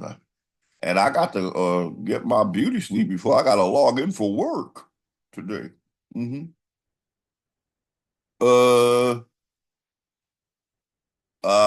What are we gonna do? What are we gonna do? What are we gonna do, y'all? We're gonna look quickly at there's the Commerce Clause, y'all, where Congress feels we're gonna, this should probably be part of our everyday video conversation. Where does it say here that Congress has plenary authority over Indians? It says to regulate commerce with foreign nations, and that's what they're telling on themselves, y'all. Because the as we said in a video that has not been released yet. Sorry, y'all. I have not. I'm ahead of myself because I talked about this already. And then when I do post that video, you're gonna say, Negro, you done said the same video in 3 different videos 4 3 to 4 different videos, none of which you have posted yet, and you now it's like you talking back talking. I'm sorry, but the point is we got to get this in our heads anyway. Repetition. That's how we found out we was African, through repetition, right? Just repeat after me. You're African, and watch this movie. Just sit down and eat this drug food, basically, that act like a drug, and that's what they prove. That food is really like an addiction now. Yeah, most of us know that, right? You eat when you're not hungry. Yes. You're African. You sit down and watch this movie and eat this food, these drugs, and repeat after me. You African. To regulate commerce with foreign nations. That right there, y'all, it really should tell that should let us know what real commerce was supposed to happen between foreign nations and over the high seas. So to regulate commerce with foreign nations, okay. Among several states, well, no, that's not commerce anymore. So you're lumping things together, 3 things here listed: foreign nations, several states, Indian tribes. Now, the foreign nations are legitimate. They're really foreign nations. The several states, they were legitimate in the beginning until they got taken over by the feds. And now we have state of. Before it was Mississippi State, Virginia State. That was the more legitimate version of the state. When the feds took over, we learned from the state nationals that they call it state of. So the state of Virginia now is under federal domination, whereas Virginia State was under Virginia domination. But now the state of Virginia is, what is the state of Virginia? The current state is she's just a franchise of the feds, where before the feds were created by Virginia and the states, or the federal government came after the states. But then when the feds take over, they put Virginia in a state and they call Virginia state of. But they don't finish that sentence fully. They say state of Virginia. So the question is, what is the state of Virginia now? She's a franchise of the feds. She wasn't that before the feds showed up, though. You see what I'm saying, y'all? So that phrase state of is like a question. What is the state of New York? Well, to answer that question, the current state of New York is that she is a federal franchise. What was she before she was a federal franchise? She was New York State. If y'all can, hear what I'm trying to say. Anything that says state of means it's been federalized. Before it was federalized, it was New York State, Virginia State, North Carolina State. But again, when Indians are back in the seat they belong in, we won't even go by state, y'all. We're going to go by we're going to go back to being Algonquin. I never said that before, but I think I have to say the way to clean yourself of colonizer is to join under what you were. So we're going to say it again. The matrilineal Indians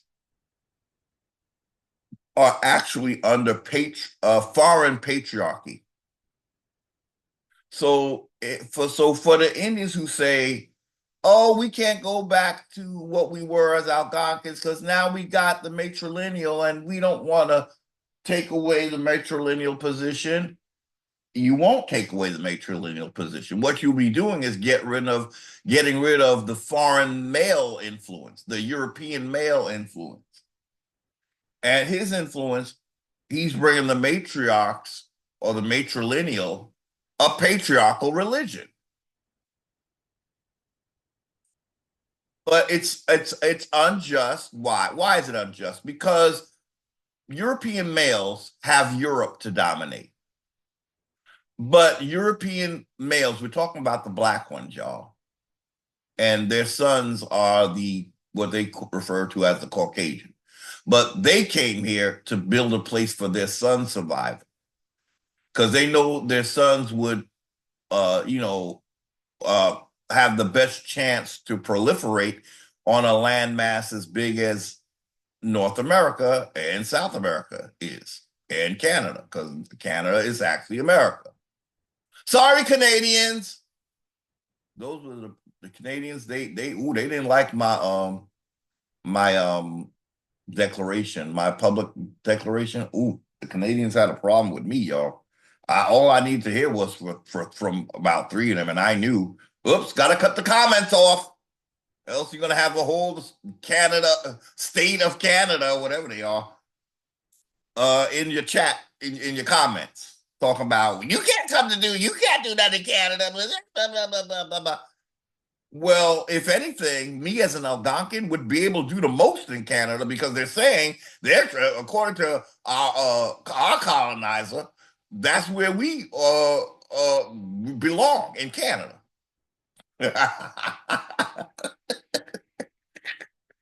So you Canadians, y'all better recognize what whose land you on. I'm sorry, that's Algonquin according to colonizer. Now Algonquin was all of the Americas or North America. And before that, it was still Indians that was in South America and the Caribbean. But I'm just saying, we got to get the perspective right. You see, the colonizer come and they forget that they wasn't here before colonization. And they get mad when you say that your land is actually my land. And if you want to stay, you just got to pay me, basically. But that, that would be as long as you're here because you have a homeland. And you want to say, well, why should I have to pay you?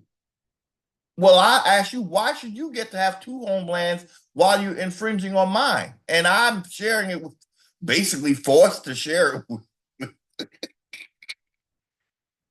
So reparations, part of that would be ongoing rent, as well as back, reparations for previous atrocities and wrongdoings and theft and, genocide, paper genocide and genocide. So really, the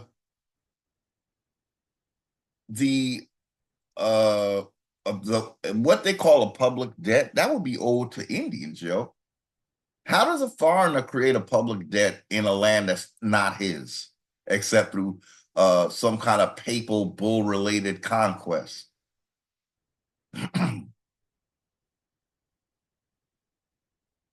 So how do you get in your country? Do you have a public debt that high? So you good in your country, right? But you come here and talk about I have a public debt. Me as an American Indian? Are you kidding? Do you know whose land you're standing on? So who owes who? You don't talk to me about no public debt. You're using my resources to create a debt on me? No, no, you got it wrong. You got it real wrong.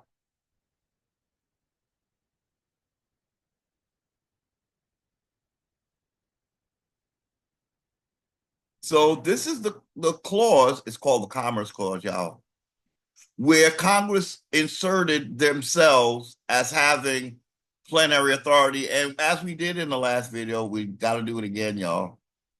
Where is the word plenary in the Constitution? Let's type it in and see where it show up at, y'all. Plenary authority. Ooh, ooh. I'm getting the beep in my ear. I'm wearing headphones, and I get sound effects when the word is not in the document. You get some sound effects, bloom, bloom, like a big bloom in my ear because I got headphones on. No plenary. They didn't just show it in red. They get a sound effect, y'all. I heard the sound effects. Y'all didn't. No word plenary authority over Indians. Where is federal? We did this before, y'all, in the previous video. So if you see it again, pardon, you're not having deja vu. It's Heru, okay? Doing double duty. So federally recognized. So we know the word federal is all up in here already, right? Federal, because that's their favorite yellow word. So federal is only mentioned once. I'm surprised. So rare. It's not federally recognized. It's federal. This is the first Constitution, y'all, 1787, where there is no 14th Amendment. And actually, there's no Bill of Rights. That was a scary revelation, right? When you realize there's no Bill of Rights in the original Constitution, so they was meant to be dominated by a king. Basically, it seemed like, because I mean, the Bill of Rights ain't in here, y'all. It's in the territorial Constitution. I'm sorry, yeah, the territorial. This is the Continental Constitution. And then there's a municipal constitution. But the word federal is not even in the first, except for once. Wait a minute. It is obviously impracticable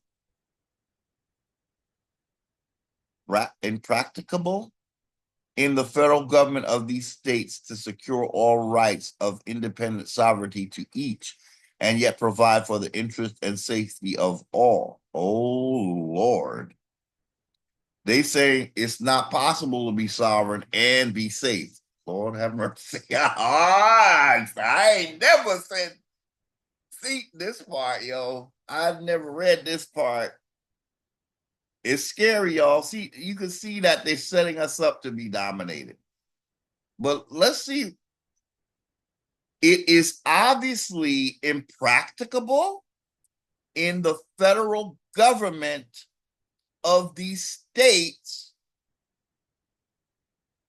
to secure all rights of independent sovereignty to each, and yet provide for the interest and safety of all. Y'all, I don't know what that is trying to say. Individuals entering into society must give up a share of liberty to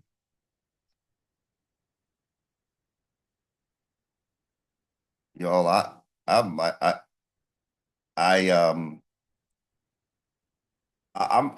coming undone, y'all, as I'm reading this. Is this part of the Constitution? I mean, it's in italics, and it looks like it's a word from. But okay, in convention, September 17th, 87. Sir, we have now the honor to submit to the consideration of the United States in Congress assembled, that Constitution which has appeared to us the most advisable. So yeah, this is part of the Constitution, y'all. I mean, it's weird. It's so we were set up from, not we, because Indians was not part of this. We were not counted to be represented in this Congress that they're presenting this Constitution to, right? So this is for them, y'all. But they've been cut off at the gate, basically, at the pass, or whatever, how that saying go. Because in the Constitution, they're saying, when they, first of all, they're calling it liberty. That's a little frightening. Liberty. Freedom is what you should be talking about. Liberty is something your master gives you. But then again, maybe they felt like their king was giving it. But you fought for that. So he didn't give it. He did not give it to you. Okay. I really, this is look, again, the Constitution is for citizens. The only reason why Indians are mentioned is because we were supposed to be in business out, but we're not supposed to be part of the United States. We were doing business with the United States. So their rules, codes, rules, and regulations don't apply to Indians, right? But they knew that it would greatly increase their profit if they started taxing Indians. So they set about renaming Indians into blacks, thereby decreasing the authority on the land and turning them into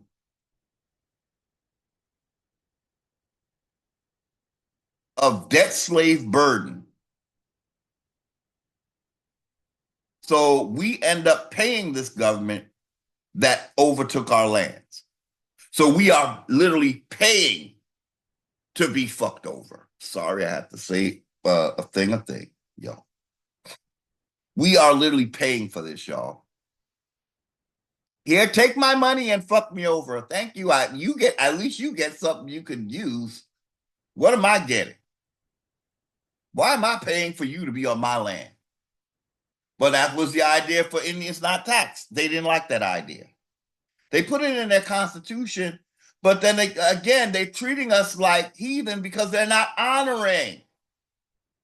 But they're not just treating us like heathen. They're treating the freaking pilgrims like heathen too. See, that's the thing with the feds. They're using commerce against everybody, not just Indians. I don't even want to read this again, y'all, but I'm curious. I'm a little curious to see how they're viewing these constitutional quote unquote liberties. Again, Indians don't got nothing to do with this. Congress don't represent us, y'all, because we're not supposed to be under their domination, y'all. But that's where they relied heavily on the doctrine of discovery. Now, they can make nice words, I guess, in their constitution, right? But they knew that they don't have to honor these words because we were heathen and that we shall remain. Again, Christians, why are you Christians when you don't get any, it doesn't provide you respect on your own land? Their deity does not want you, although he took you so that his real quote unquote alleged chosen colonizer could take what belongs to you. So their God is using you just like they are. Oops, was I not supposed to say that? Ooh. You believe that that is a God for you? It's not, y'all. I'm not saying there's no God. I'm just saying y'all got the wrong one. Because even after you stop being heathen, you're still treated like, I'm going to keep saying it, y'all. That's a revelation for me, and I can't. I gotta say what the ancestors give me to say. You're still a heathen, Indians who became Christians. You're still a heathen. So I'm saying, what's the point of having a belief system that don't believe in you? Yes, it's a hard beast to let go. It's a hard crutch and mind programming to let go. But it only serves to keep you actually a heathen. When did you get treated like you weren't a heathen after you converted? I guess this is namely a question for the civilized tribes, but also to Indians who want to continue this tradition of mass programming under indoctrination of a religious organization, a commercial organization, a corporation, because that's what the church is, y'all. Has anybody stopped to think that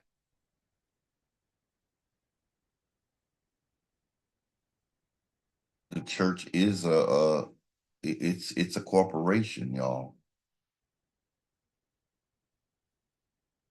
Has to make a profit, and it really it's sort of taking the role of the Indians because corporations get a tax exemption where Indians are not taxed, but corporations get a tax exemption, especially a religious organization, because I think because their work is so valuable, they can be tax exempt. And what is their work?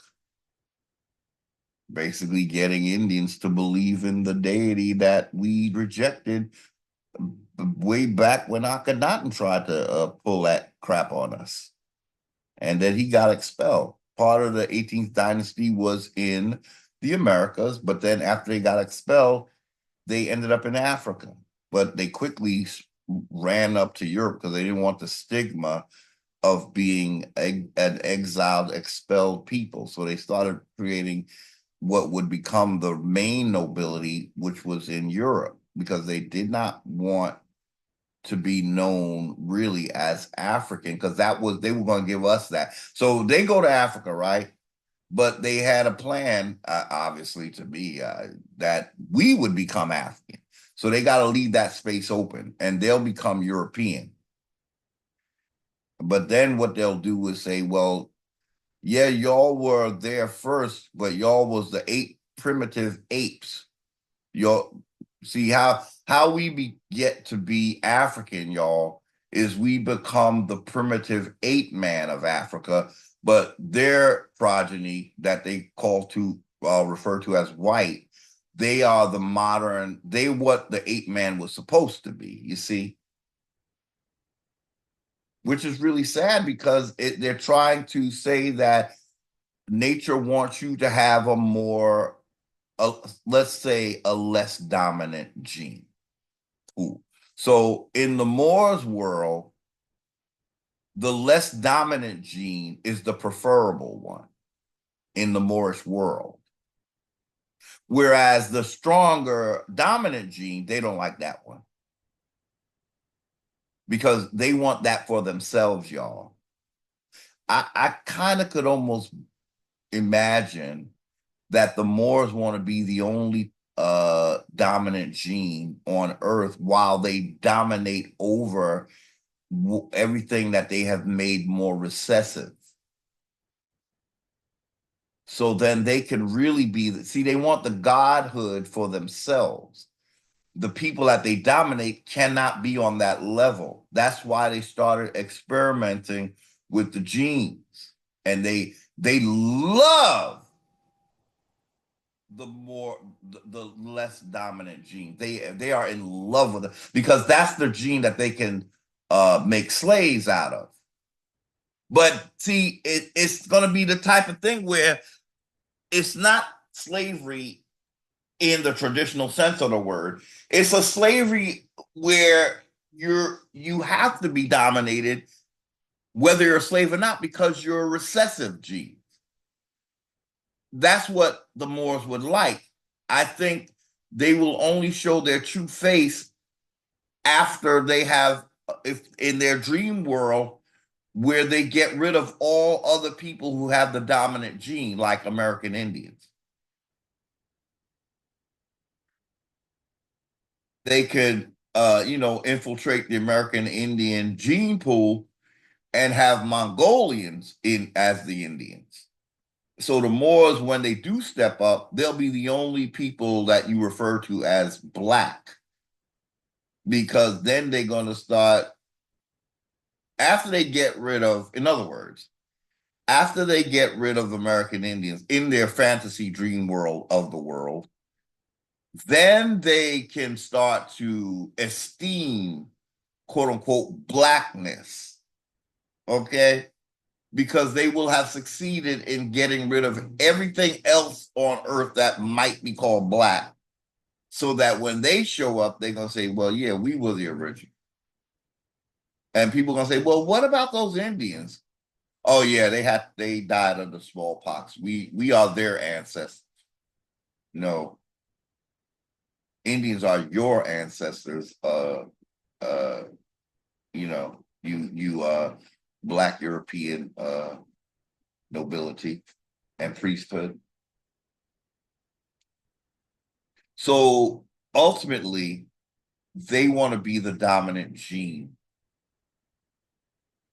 They want that for themselves.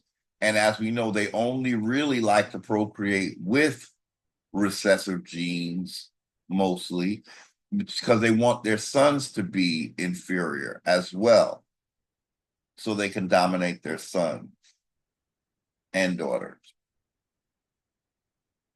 This is the dream of the priesthood. They are the only dominant gene pool. So they can literally call themselves gods now because they will be above the rest of the world genetically. And I think that, might be partly what they hope to do with Indians. Have us be more like a mixed gene pool so they can be the dominant factor. So once they're dominant, they all their capabilities are beyond whatever all the other people are. They have better thinking abilities, reasoning abilities, whatever. They will have the best genes for that, if they got their way. But they never will because they're working on the side of wrong. So we have, let's read this. Sir, we have now the honor. See that word, sir? Level of nobility in the hierarchy. So these are the kind of little things that the pilgrims should have caught. If you can't have titles of nobility, then that word, sir, it's a mistake. But they got rid of the titles of nobility clause in the 13th Amendment, right? The 13th Amendment became something complete. It had, I think, 20 parts, and they reduced it to 2 or 3 parts of the 13th Amendment. But this Constitution has no amendments. So all the amendments are basically, if they're going against the intent of this Constitution, there's particularly unconstitutional. When you have a 14th Amendment talking about Indians not taxed, because it does, you have a problem because they're mixing us with indentured servants. But why did they do that, y'all? Let's jump to that for a minute. Why were they able to misassociate Indians with indentured servants? Because evidently, once they helped the civilized tribes, quote unquote, defeat the uncivilized tribes, all that land in the South went to the civilized tribes. What am I saying? I'm saying the land of the civilized tribe. Well, it's tricky though, because if they go back to their Algonquian roots, that would be their land, right? But as this compromised Indians, they are delivering uncivilized Indians to the federal government as slaves. So they're basically a trafficking agency, the 5 civilized tribes. If they went back to their original, and I really hope civilized tribes hear this, the land would be ours if you went back to being Algonquian. But as civilized tribes, you're operating as a Indian trafficking agents because you're doing 2 things. Now, as again, we have to put this disclaimer. The land would be yours free and clear if you remained Algonquian and fought from that point of view. And when we say fight, we mean a legal fight. We don't need bloodshed because we have a constitution. And furthermore, we have the repudiation by the Pope himself.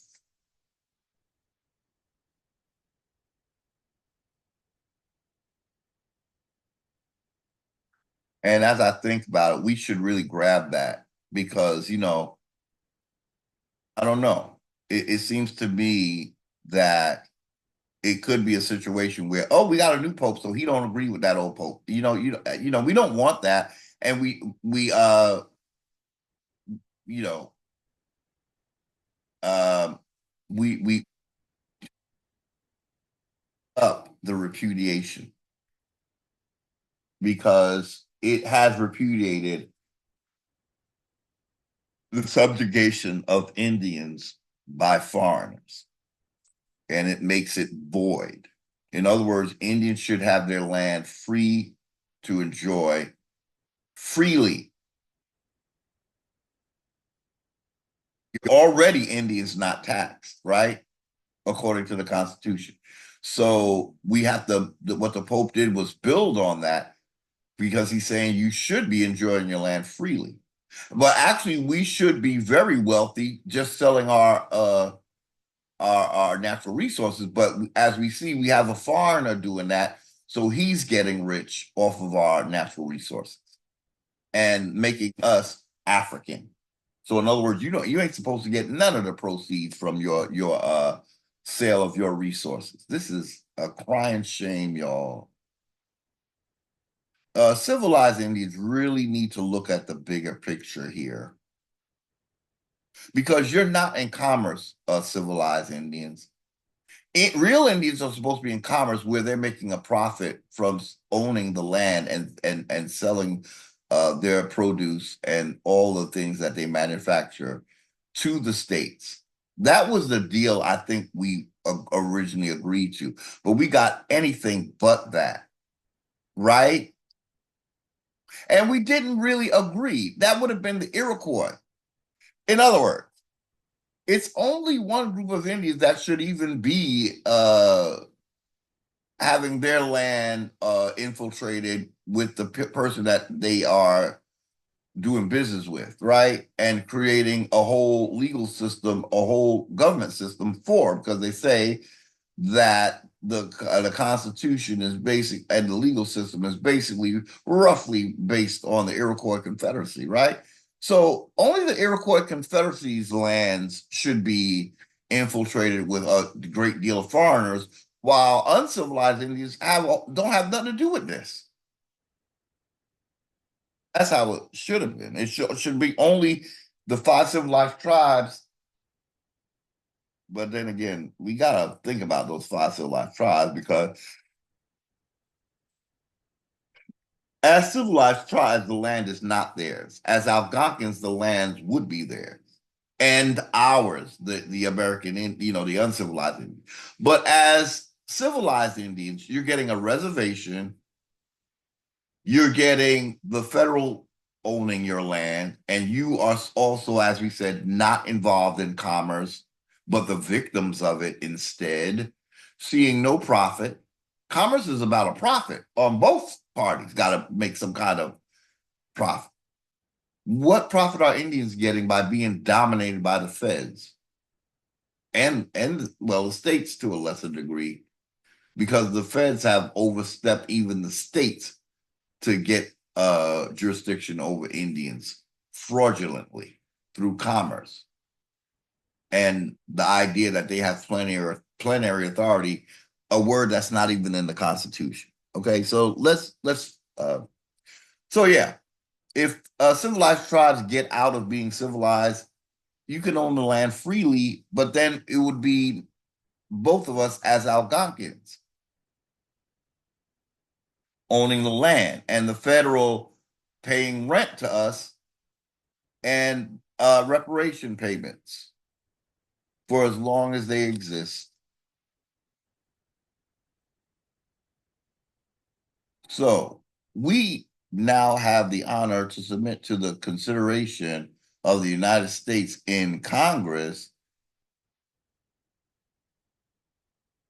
Sound like, they talk about the two United States, the several states, and the District of Columbia, which is the United States, and cap with a capital U to capital S, basically. I believe the organic states United wasn't capitalized. I think states might have been capitalized because the state was the primary. but United States with a capital U is the corporation.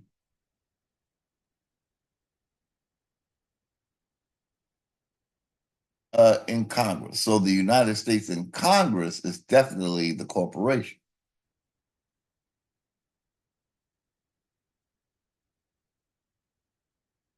That they present that Constitution for consideration, which has appeared to us the most advisable. The friends of our country have long seen and desired that the power of making war, peace, and treaties, that of levying money and regulating commerce, and the correspondent executive and judicial authority should be fully and effectually vested in the government of the Union. But the impropriety of delegating such extensive trust to one body of men is evident. Hence results the necessity of a different organization. It is obviously impracticable in the federal government of these states to secure all rights of independent sovereignty to each and yet provide for the interest and safety of all. I don't see why. Let's read that part again. It is obviously impracticable in the federal government of these states to secure all rights of independent sovereignty to each and yet provide for the interest and safety of all. Individuals entering into society must give up a share of liberty to preserve the rest. The magnitude of the sacrifice, oh Lord, must depend as well on situation and circumstance as on the magnitude to be obtained.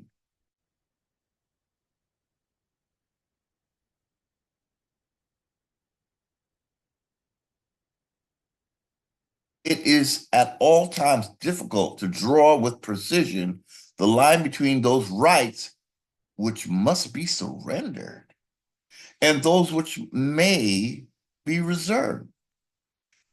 Ooh, baby, this is not reading well, y'all. On the present occasion, this difficulty was increased by a difference among the several states as to their situation, extent, habits, and particular interests. In all our deliberations on the subject, we kept steadily in our view that which appears to us the greatest interest of every true American, the consolidation of our union, in which are involved our prosperity. See, that's what they looking for, prosperity. You know, like felicity, safety, perhaps our national existence.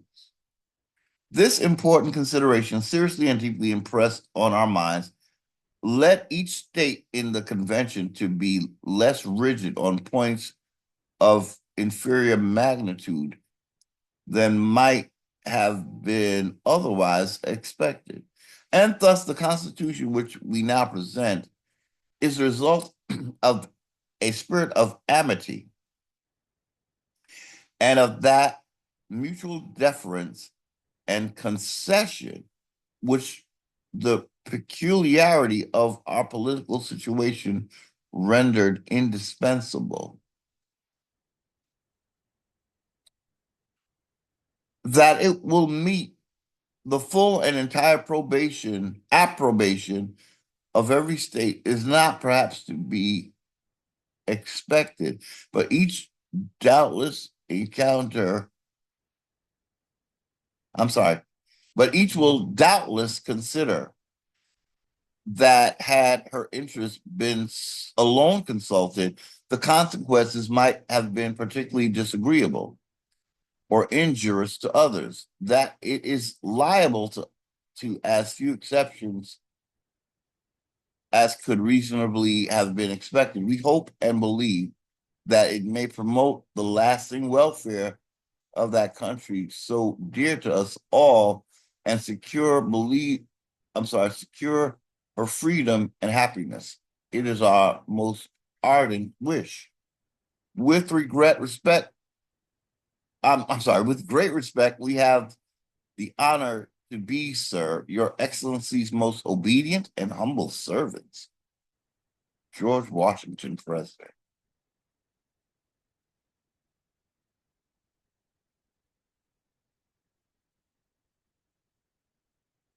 So this was New Hampshire, Massachusetts, Connecticut, New York, New Jersey, Pennsylvania, Delaware, Virginia, North Carolina, South Carolina, and Georgia. And from Maryland, Mr. Ross, Congress, having received the report of the convention lately assembled in Philadelphia. Resolved unanimously the said report with the resolutions and letter accompanying the same be transmitted to uh, the several legislatures in order to be submitted to a convention of delegates chosen by each state by the people thereof in conformity to the resolves of the convention made and provided in that case. Charles Thomas, Secretary.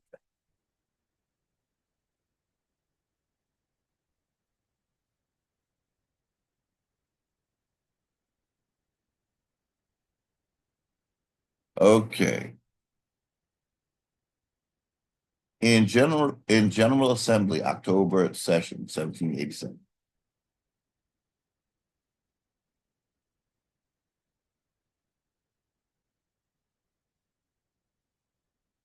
October 1787, September 17th, 1787, September 28th, 1787, October 1787. It is voted and resolved that the report of the convention lately held at Philadelphia proposing a new constitution for the United States of America be printed as soon as possible, that the following number of copies be sent to the several town clerks in the state to be distributed among the inhabitants. Should be the free persons. Okay, so we might close out as I'm getting a little fatigued. Uh, and this is not the reading I would expect to find in the Constitution. But again, it doesn't apply to Indians, so I don't even know why I'm reading all of this. We read the part that applied to us. We went straight to the Commerce Clause because that's where Congress is pulling rank that it shouldn't be, because there's nowhere in the Commerce Clause or in the Constitution where Congress is given plenary authority. Really, that's what we want to see. We didn't even look at Article 1, Section 2, Clause 3, did we? I don't think we did. We talk about it enough to know that we're not supposed to be taxed, not supposed to be enumerated, and we have no delegates or representatives in Congress. So on that note, if you want to read this, go ahead. It's just talking about the number of looks like it's numbering the number of 10. Okay. Yes, it's giving a number to how many delegates I think they have. Jamestown 16, Triverton 40, Little Compton 36. So, the following number of copies be sent to several town clerks in the state to be distributed among the inhabitants, that the free men, okay, or the free persons, well, back then it was all about men, right? So those free persons are free men, I guess. but they capitalize that. I don't know why. That's different from freedmen, y'all. Don't think freedmen are another unconstitutional creation, because we see freemen here, but that's not even in the body of the Constitution or in any of the articles. It's here at the bottom, I believe. Let's look up freemen, because it should be free persons. So I spelled it wrong.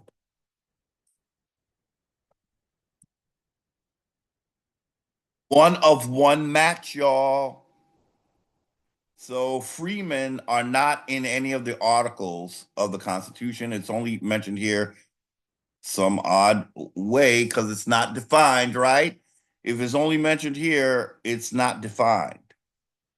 That the freemen may have an opportunity of forming their sentiments of said proposed Constitution. To wit, for Newport 10, Portsmouth 25, somebody gonna have do a deep dive on this. I don't know what exactly they're talking about, because free persons are not necessarily free men, right? In any kind of a contract type of document, the wording has to be consistent, y'all, to be referring to the same thing. Now we have free persons. Let's look how many times free persons are mentioned. Oh boy. I got pop-ups that you can't see, right?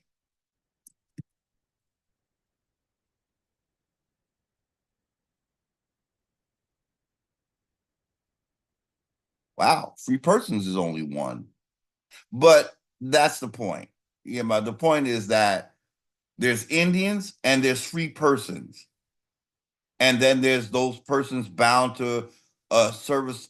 See, right there, they're talking about indentures, y'all. We often, here's another thing, because what is the 14th Amendment? Who is it emancipating? Is it emancipating slaves or free persons?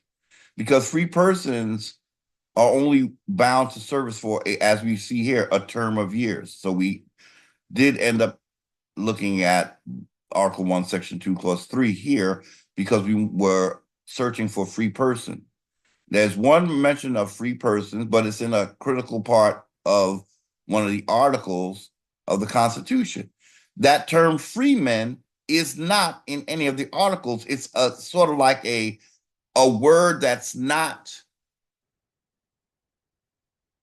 really validated, because we don't know what they're talking about. Here we assume, and which should be the assumption, free persons are those who broke away from the domination of Britain. So that's men and women who were previously subject to a king. That's not Indians. But what I want to say before, what's interesting is that Indians became indentures, but they didn't start off indentures. They became, so in other words, it's looking to me that the United States relied on the five civilized tribes winning against Algonquins so that they can call Algonquins slaves. So the slaves they're talking about, as we said before, or in another video, if we didn't say it here, in a video that we didn't post yet, we said that the larger amount of slaves in the slave pool are actually uncivilized Indians, which would actually be Algonquins, because Algonquins are being removed from ownership by being losers in the Indian Wars, basically. And so the government needed Algonquins to lose so that all that would be left are the civilized tribes. So when they talk about tribes in the Commerce Clause, they're not really talking about Algonquin tribes. Well, most of the tribes that are federally recognized are not Algonquin.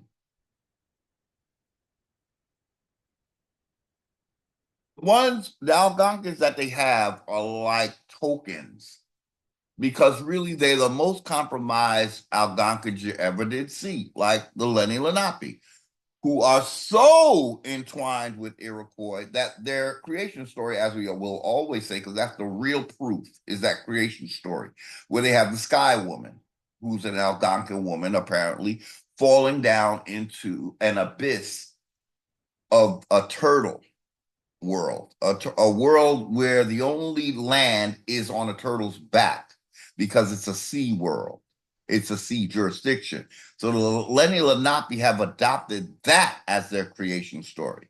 So that's how we know they are highly compromised Algonquins to the point where they're not really Algonquin anymore. Come on, somebody got to say it.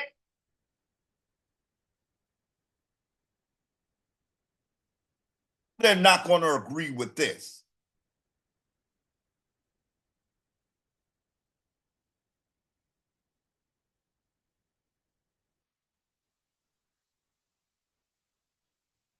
But while we're here, we might as well read it for prudency. Representatives and direct taxes shall be apportioned among the several states. That's just another way of saying those states are going to be counted for. Taxes are going to be divvied up among the states, which may be included within this union according to the respective numbers, which shall be determined by adding. They're talking about enumeration in the census. So the taxes and representatives are going to be decided upon by counting the respective numbers, which shall be determined by adding to the whole number of free persons, those bound to a service for a term of years, excluding Indians not taxed. The reason why they had to exclude Indians, because the Indians were still in those states. Why were the Indians in those states? Because that's actually their ancestral land. That's our argument, y'all. So when they come to you and say, well, why do you think you're shouldn't be part of the state? Why are you in the state if you're not part of the state? Because this is my ancestral land. The state dropped on me. I didn't drop on the state. That's why they're not supposed to be counting me. But they will hope they what they did was have me standing there while they're doing all kinds of commerce, and I'm looking like Moo the fool because I don't have any of the citizens' credentials. So I'm being harassed daily because I don't have a freaking ID. You could best believe the cops were doing what they do today. They were doing back in that day. Stopping you and asking for this ID and all that, and you have it. Meanwhile, the citizens are not being bothered, but Indians are being targeted, right? Because they want you to figure out, why don't you just become part of us, and then we won't have to, make you the exception all the time everywhere you go. But that's the same. Well, how could we exist in a state without credentials? Yeah, that's what we got to ask the feds. How could you break up my tribe and then expect me to thrive with no support of my tribe? And then you only want civilized tribes, which is unconstitutional.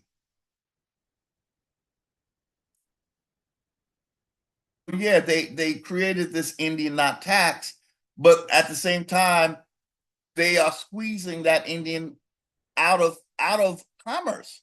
So they're asking Indian, well, how can you be an Indian not tax and not be part of our system? How are you going to participate? How are you going to survive? Well, you don't have a tribe. We made sure of that with the Dawes Act, right? So don't you think you should become a citizen so you could, just take part in society? When an Indian takes part in society, he is seen as target practice, prison fodder, and public enemy number one from Africa. That's why Indians never win when they take part, when they did join the state. The state won't leave them alone. The state can't let that Indian just be. You have to make him not want to exist anymore so that you can have this land free and clear. Stress him the hell out so that he goes running off a cliff somewhere. And boom, we have solved the Indian problem.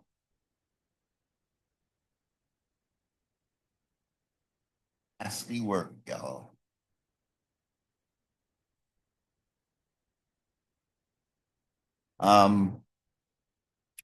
We did want to quickly look. I think we're done with the Constitution. There's no plenary authority over Indians. Indians start off being not part of this system per Article 1, Section 2, Clause 3. Then by the Commerce Clause, somehow Congress got the wacky, misguided idea that they have plenary authority over Indian tribes. How could you when single Indians are not even in your system? So if they join in tribes, why should you end up dominating them? Well, what we're not telling you is that, and what the Constitution doesn't say, which is why it's illegal, we only talking about federal tribes. Well, that's illegal, unlawful, unconstitutional for you to only deal with federally recognized Indians, because this Constitution doesn't say that Indians have to be federally recognized in order to engage in commerce. What do Indians need to engage in commerce? We said it here a couple of times.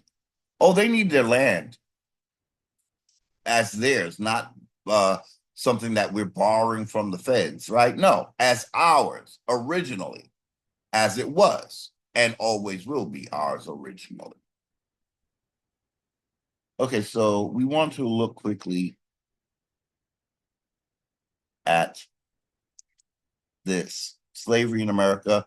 This is from jimcrowmuseum.ferris.edu. What we got from here is that it was indentured servitude, right? So we're not going to read the whole thing, but let's go over the first, I think, couple of paragraphs. Slavery in America. Within several decades of being brought to the American colonies, Africans were stripped of human rights and enslaved as chattel, an enslavement that lasted more than 2 centuries. Slavers whipped and enslaved who displeased them. Clergy preached that slavery was the will of God. Scientists proved that Black people were less evolved, a subspecies of the human race. The invention of the cotton gin in 1793 solidified the importance of slavery to the South's economy. By the mid-19th century, America's westward expansion, along with a growing anti-slavery movement in the North, provoked a national debate over slavery that helped precipitate the American Civil War, 1861 to 1865. Though the Union victory, so that's the Union winning over the 5 civilized tribes, freed the nation's 4 million enslaved people. The legacy of slavery influenced American history from the chaotic years of Reconstruction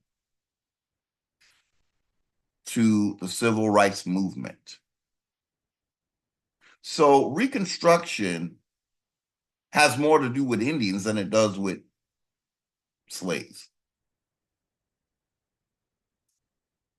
And the Civil Rights Movement has more to do with slaves than it does with Indians.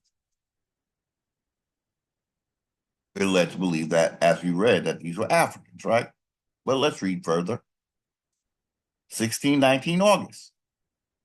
20 and odd Africans, probably seized from a Portuguese enslavement ship, were carried to Jamestown, Virginia, and traded for provisions.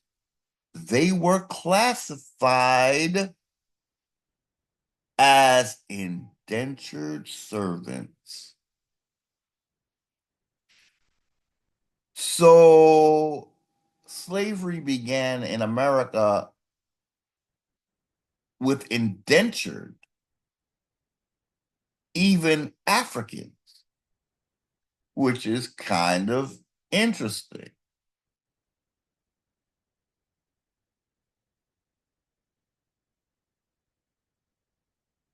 So this is what caught my eye. It was indentured servitude. This, I think we'll read this and then we'll close because this was a key point here too. This is an interesting document to look at because already we're getting an education that even Africans were considered indentures. So that would make sense if it was a slave, quote unquote, trade. Now, if it was just a kidnapping and a what do you call it?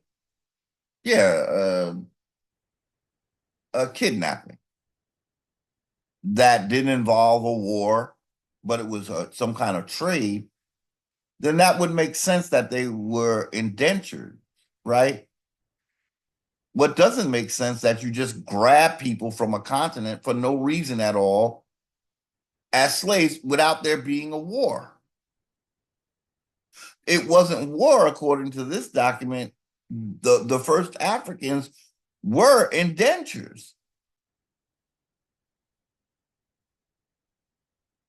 sent to help pay off a debt of some sort, or because they were the losers in a war, as Indians were. So then Indians became indentured. But look how they became permanent. July 9th, 1640, when 3 runaway indentured servants were captured. So they started out indentured servants. The General Court of Colonial Virginia gave the white servants additional years to serve. So the runaways were white or appeared white, right? While John Punch, a black man or an Indian, was sentenced to servitude for life. Punch was the first African, they're calling him African. Punch was the first African in Virginia to be enslaved for life.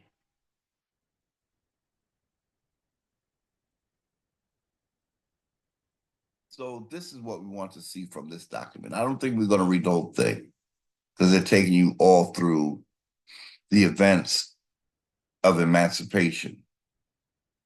Who got emancipated?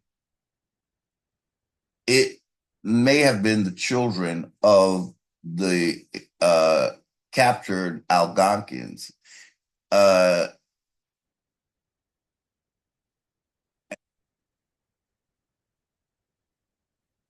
It gets a little convoluted. This part is always tricky because we learned that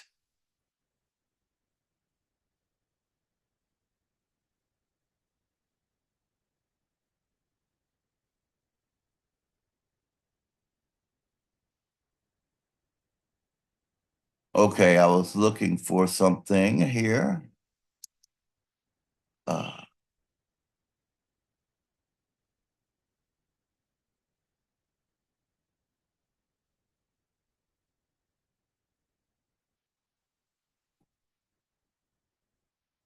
I guess I don't have that screenshot up. Ah,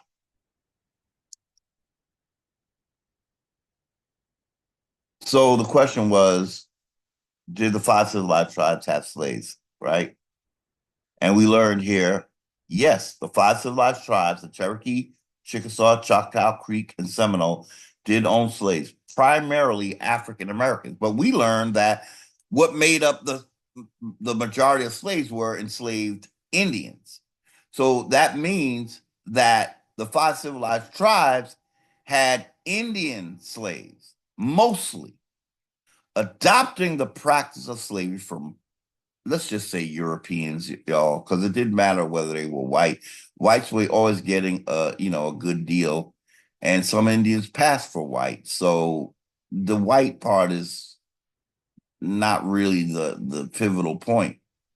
It's just a European influence altogether, and these were Black Europeans. King James was Black. So this is what keyed me into the notion that the 5 civilized tribes are said to have won a war over Algonquins. And so the Algonquins become indentures to the Chickasaw, Choctaw Creek, and Seminole, the 5 civilized tribes. But I believe that's their land that they're working on, the indentures. And it was taken as a booty by the 5 civilized tribes. So it's a couple of things. The 5 civilized tribes win some kind of a war where they get to enslave the Algonquins of that land and take over the Algonquins' land. But then later on, their big daddy says, well, no, we changing it up a little bit, son. We want your slaves to be citizens. We don't want them to be known as Indians because they're Black. Okay? So we got a different deal coming.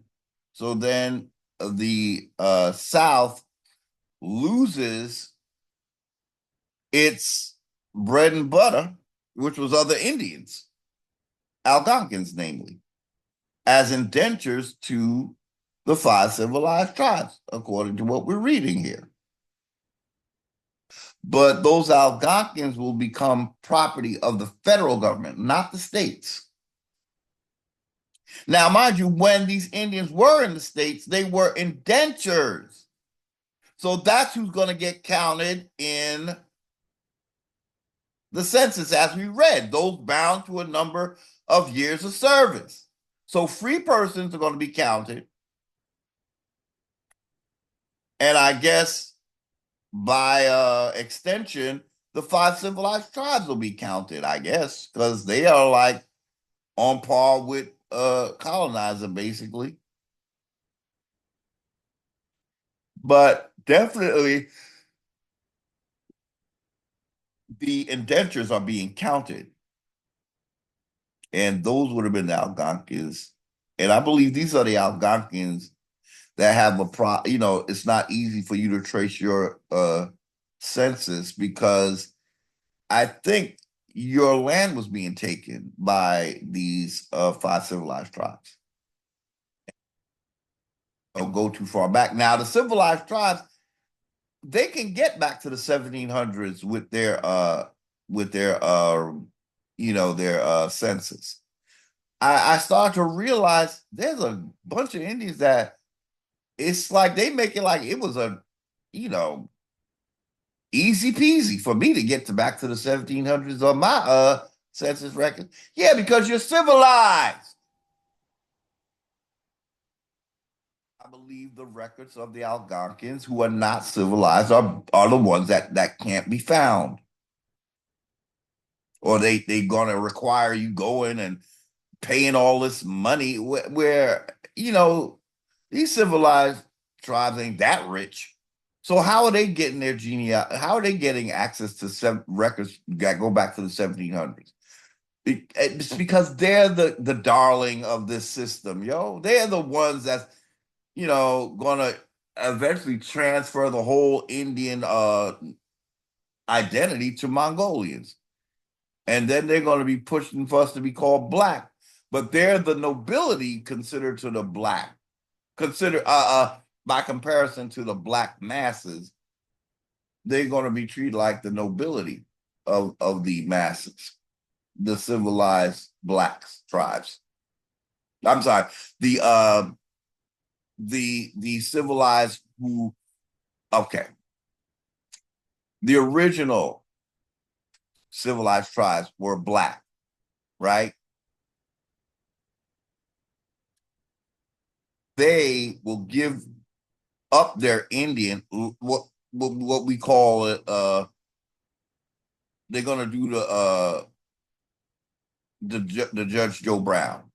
They're gonna be Indian, but they're not gonna identify as Indian. They're gonna choose blackness. That's what the original civilized tribes are doing. They're going underground as black elite, and they're getting positions like Judge Joe Brown, judge on TV, and they're getting a little bit of a sweetheart deal.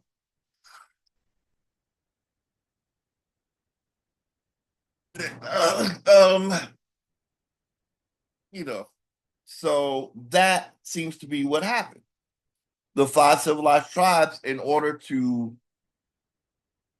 divert the Indians that they brought under slavery, and it was started out as an indentured servitude and ended up a full out slavery, because as we read, when John Puck tried to escape, he was the first to become a permanent slave, African slave. But this is what happened, I believe, to Indians. This is how it became slavery, because it started out as an indenture. So, yeah, the 5 civilized tribes owned primarily African Americans, but we know the primary numbers were American Indians, not Africans. There were 20 some odd Africans, right?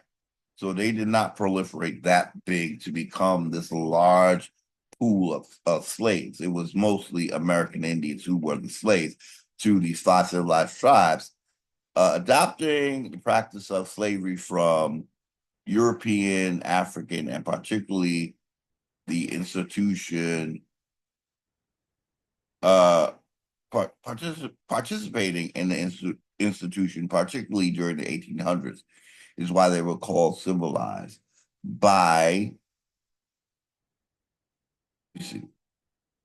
civilized, as they adopted many aspects of European settler culture, including religion and slavery. See, colonizer brought slavery here with Columbus, because Columbus took you in as a slave if you weren't Christian, and they knew none of us were. Key points about the 5 civilized tribes and slavery. The practice of slavery. Members of these tribes owned enslaved people, using them as domestic and agricultural laborers. Their own farms, it might be added. Impact of European contact. The practice of slavery among these tribes intensified after contact with the Black Europeans, colonists who introduced a system of racialized slavery.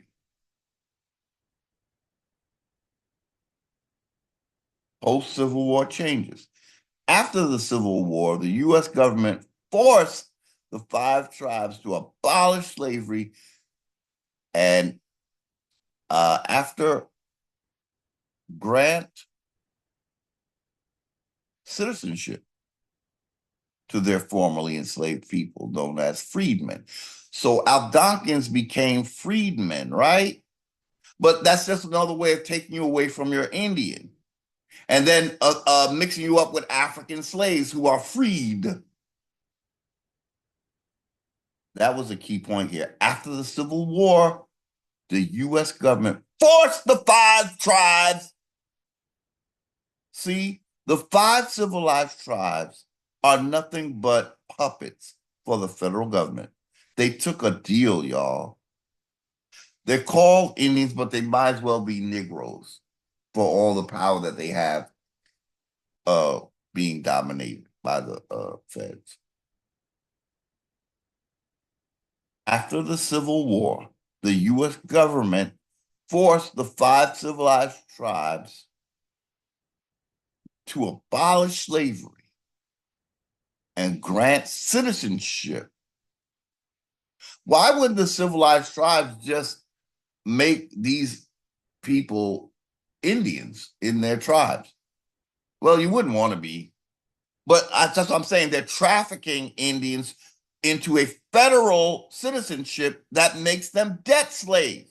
Because the 14th Amendment, we should pull it up. The 14th Amendment ties you to a debt that you shall not question. That's the difference between a citizen before 1868 and a citizen after 1868, when the United States federal Indian.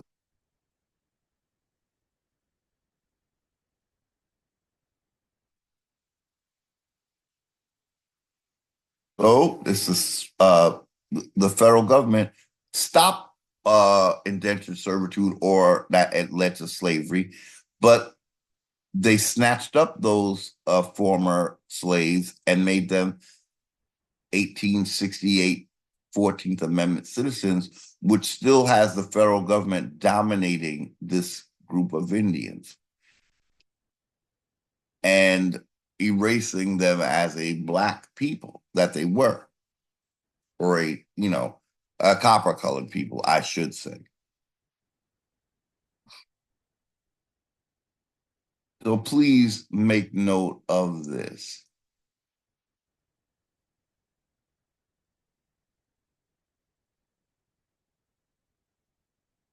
for your own keeping. If you would do a screenshot, please. Again, Indians have choices. They can choose to no longer associate themselves with colonizer and you'll have more as a free standing sovereign Indian than you would being the puppet for the feds as civilized tribes that are unconstitutional. So this is what we want to look at. Did we look at Walter Pleck already? Because we do visit that often, because we want to make sure that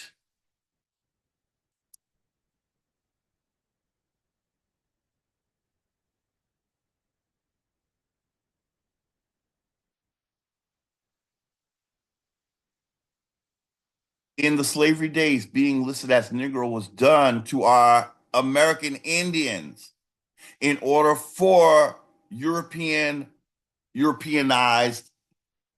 Indians as slave owners to keep an ample supply of enslaved Indians. So to keep an ample supply, it was Native or American Indians that were added to the slave pool. But then they called us all African. Apparently, the 5 civilized tribes is implicated in calling us African as well. Did they stop and say, no, they're not African? Did they ever? They can't. They're under the feds. They have a story to tell. So this is how we know that those civilized tribes were the slave owners, y'all. Whatever they had, if they had land ownership, they gave that to the feds in turn for what? To be the Black elite, to be the Judge Joe Browns, who have an Indian lineage, but they prefer we all be called Black. Why? Because they are the Black elite, dominating the other Indians who are now called Black. But you Black elite are in some kind of deal with the feds that leave you like millionaires. You are the Esau that sold his birthright that they talk about. It's not the Indians who did not become federal. It's not the uncivilized Indians.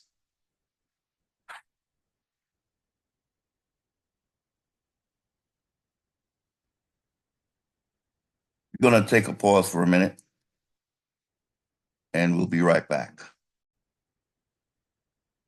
We're back. So that's the big secret, guys. This is why the civilized tribe have an interest in suppressing the truth. Who were their slaves?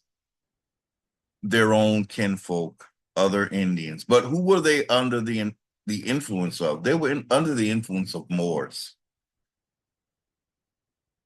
Yeah. That's basically any Black European is a Moor. Okay. So we're going to go back to our screen share.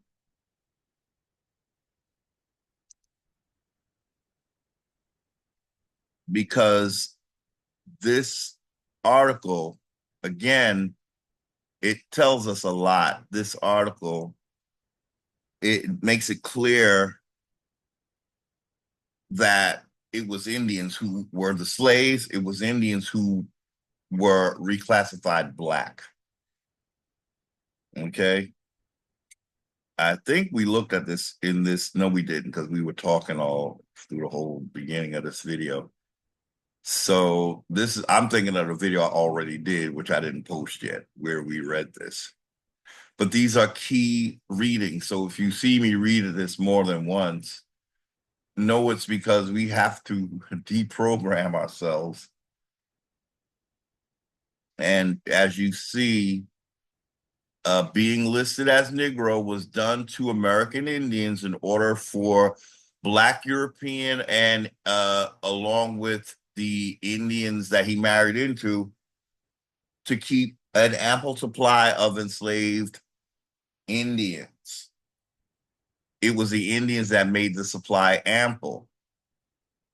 That's what they're saying. Many blood Americans lost a God-given blood heritage due to this enslavement in southern states. So the South just got played, y'all. Whether they want to admit it or not, those Indians got played. Your confidant had other plans. You thought you were gonna be the one living off the slaves. No, the feds were going to. They just needed you to start it so that they'd have some allies like you when it came to who was the real slave owners. So now this is how their system works. It's like the whole Diddy thing being formulated here. You got to get the Indians guilty as fuck, right? Got to get them guilty. Then they're going to shut up while you do what you intended to do from the very beginning. And these are the Moors we're talking about. Those King James is a Moor. A Moor is not just an adherent to Islam. When he's coming here, he's bringing actually 3 religions for you to choose from, but they're all his creation. He's a Moor, and he's bringing a religion again that our ancestors rejected centuries ago when we expelled Akhenaten. Akhenaten's story is the Moses story. As we know, it was the 18th dynasty of Akhenaten that had the Tutmoses and the Amoses. So then they do word spells where they knock off the first letters or first the prefix of a word, and then you have Moses.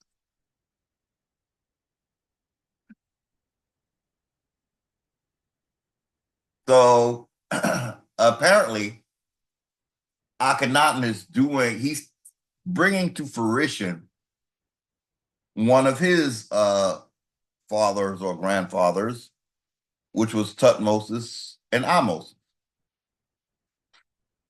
So he's the one that's carrying out the monotheism that American Indians rejected. And why did the American Indians reject monotheism? because it was their ancestors who were being toyed with and reimagined into foreigners.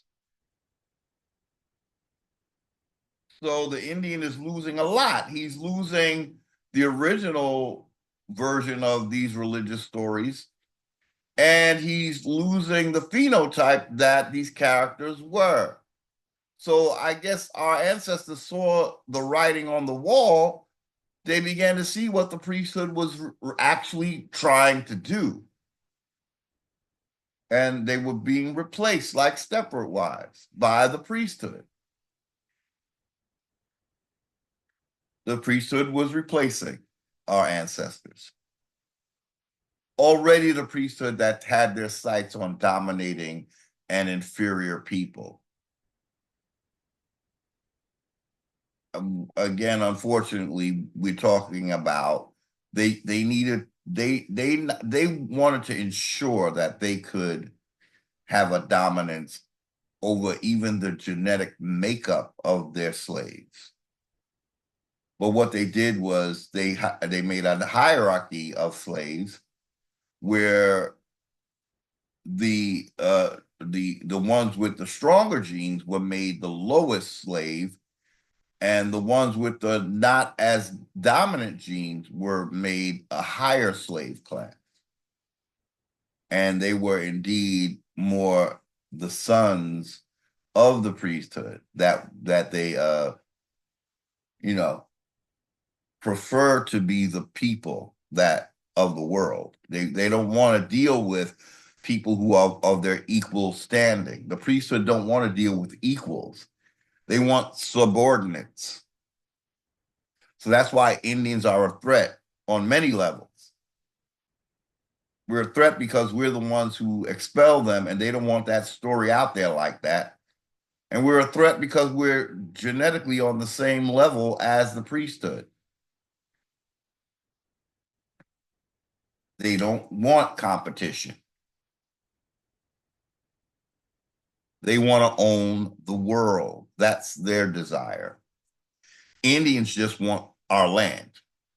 But the priesthood need our land to basically, we're a storefront.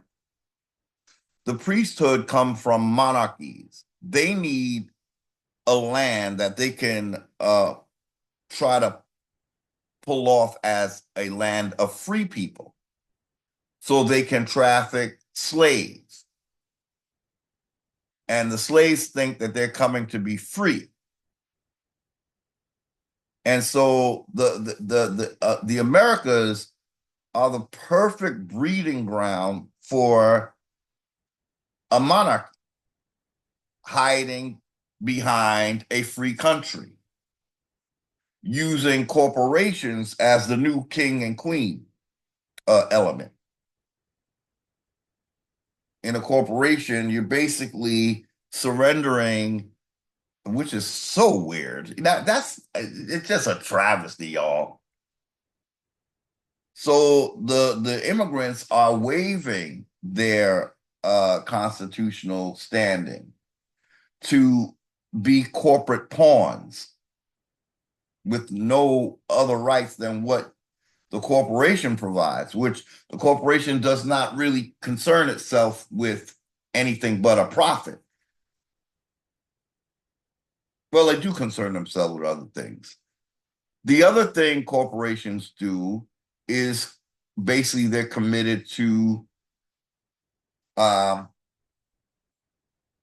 shall we say,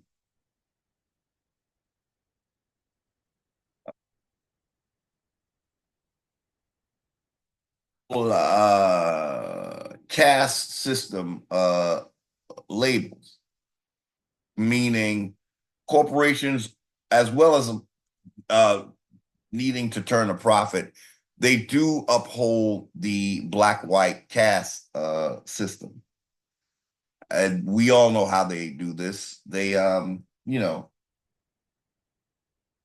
who's the last hired and first fired, that kind of thing. So, yeah, we have to add to the mission of corporations in America. It's a double mission. it's to, well, they're acting on behalf of nobility, right? Because you step into a corporation, you step into a new set of laws that you have to abide by, because they don't want to have to deal with your damn annoying constitutional Bill of rights. So you're giving that up, and you're stepping into a caste system entity that hires and fires or promotes or demotes based loosely on what's considered your race, right? Yeah, come on, somebody gotta speak the truth and shame the devil, right? So corporations they basically, again, they're not really, they don't care about your individual rights. They can't afford to. So the Constitution is there like a bait in a trap. It sounds good, but it's not in effect, because 14th Amendment citizens,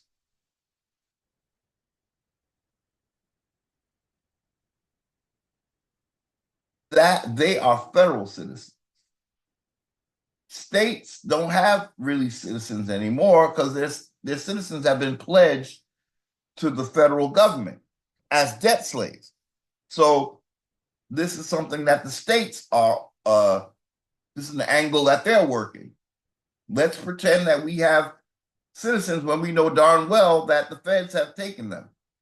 They have a dual citizenship, but it is the federal citizenship that is dominating their existence, making them debt slaves.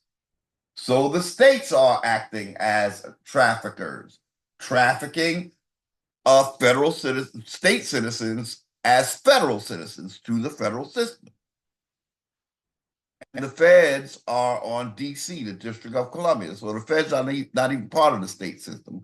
States are just the slave harvesting operation. DC is calling the shots, and DC is owned by a foreign nobility.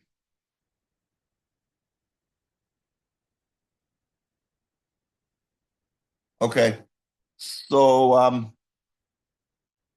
we clear on who the 5 civilized tribes had as slaves. Just read that first paragraph to yourself, please.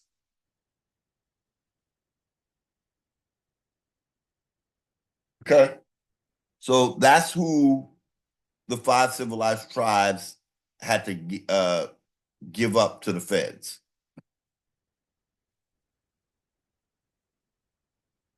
So we want to, lastly, I think, because I know this is a lengthy video, but we're overdue, because I tell you, I have like 3 or 4 videos just sitting there, which I didn't post. It's just one of those things that, you know, okay. I might post one of them though. Okay. So where do we get this from? This diving board that led us to know that um, it was indentured servitude, and the first slaves were actually indentures, and they were mostly Indians. Even the Africans were indentures, right? It was all commerce, right? We don't know how Africa did it, but it's saying that those people, that those first 20 some odd slaves were classified as indentures. So they were only working for a term of years, probably 7. And then any little thing that could make them add years to these indentures, they would do it. Oh, you didn't pick enough cotton. You got to do 7 more years. Oh, you tried to run away, Indian. I'm going to make you a permanent slave. And the first one, we looking right here, the first, let's read it again. on July 9th of 1640, when 3 runaway indentured servants were captured, the General Court of Colonial Virginia gave the white servants additional years to serve, while John Punch, a black man or an Indian, was sentenced to servitude for life. Punch was the first, this is a big statement here. Punch was the first African in Virginia, man, to be enslaved for life. Punch was the first African in Virginia to be enslaved for life. So we want to see who said this. So this is the Jim Crow Museum. The Jim Crow Museum. So what is it about? Who's the founder of the we go here first? Is it here we want to go first and then we look at the Jim Crow Museum? Okay. So this is the Jim Crow Museum website. They're writing this article, y'all. I think they are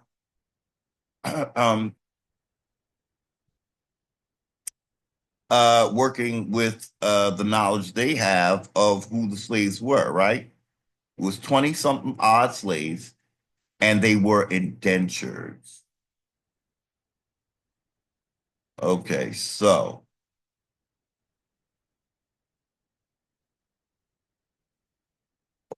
I think we did look at the timeline. That's what we were just looking at. But we didn't go to the okay, about. Maybe we can do about and our history. Maybe that. Well, that's where we were already. About and our history. Okay, so that Woodbridge and Ferris, the founder of the Ferris Institute, now Ferris State University, challenged faculty, staff, and students to make the world a better place. The Jim Crow Museum is one attempt by the university to improve the world. This is seen in the museum's charge to use objects of intolerance to teach tolerance and promote social justice. The university and the museum are committed to creating a society that values human rights and recognizes the dignity of every person. So there's your contact at the Jim Crow Museum.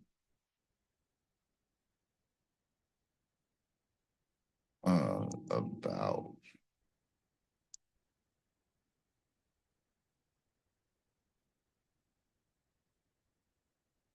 That all of this? Okay. Where is the Jim Crow Museum located? The Jim Crow Museum is located on the lower level of Ferris State University Flight Library in Big Rapids, Michigan. Big Rapids is 50 miles north of Grand Rapids, Michigan. Contact the museum at 231-591-5873 or at Jim Crow Museum at ferris.edu. 15 or more are encouraged to schedule prior to arrival to ensure the proper accommodations are made. Please refer to the calendar of events for availability. What is in the museum? I don't know if we want to do all of this.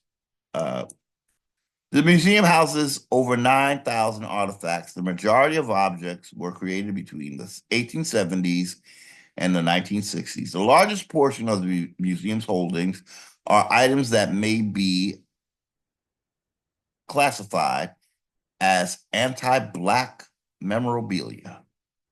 For example, Mammy candles, Nelly fishing lures, Pickaninny ashtrays, Sambo mask, Coon toys, and Gollywog marbles. These objects both shaped and reflected attitudes toward African Americans, well, we know they're Indians they're talking about, during the Jim Crow era. The museum also displays Jim Crow memorabilia, signs, tickets, brochures, photographs, and books that prompted segregation, which I hear we're going back to that. And Indians are celebrating this, as I guess they should. This might be the beginning of separating from the system, y'all. Gotta happen. We gotta take our birthright back. It's just sitting there waiting to be stolen if we don't. And if it does, that means they're gonna try to wipe us out, y'all. Like they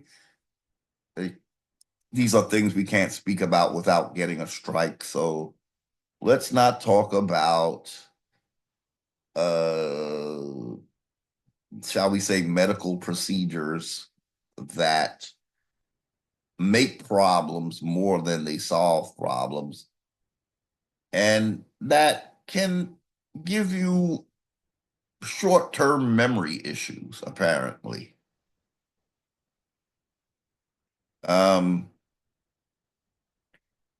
so yeah, brochures, photographs, books, and promoted segregation. The museum demonstrates how racist ideas and anti-Black images dominated American culture. It also shows how these images and ideas have resurfaced in recent years. The museum has positive displays, including stories and artifacts about the American Indians' achievement in the civil rights movement, which was nothing. We should have never been under any civil rights. We had birthrights to deal with.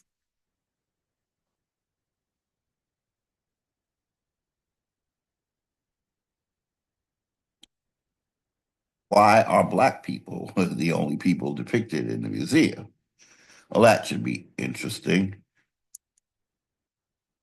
It is true that most American groups, especially racial minorities, have been the victims of prejudice, stereotypes, and discrimination. Japanese Americans, for example, were victims of Tojo caricature, and Native Americans were often portrayed as savages and drunks. The Jim Crow Museum focuses on anti-Black material for the same reasons. Well, we are the Indians, so we get both, right? You get the Indian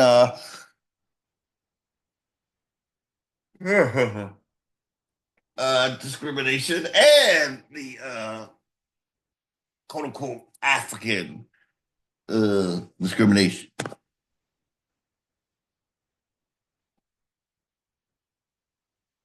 Uh, the Jim Crow Museum focuses on anti-Black material for these reasons.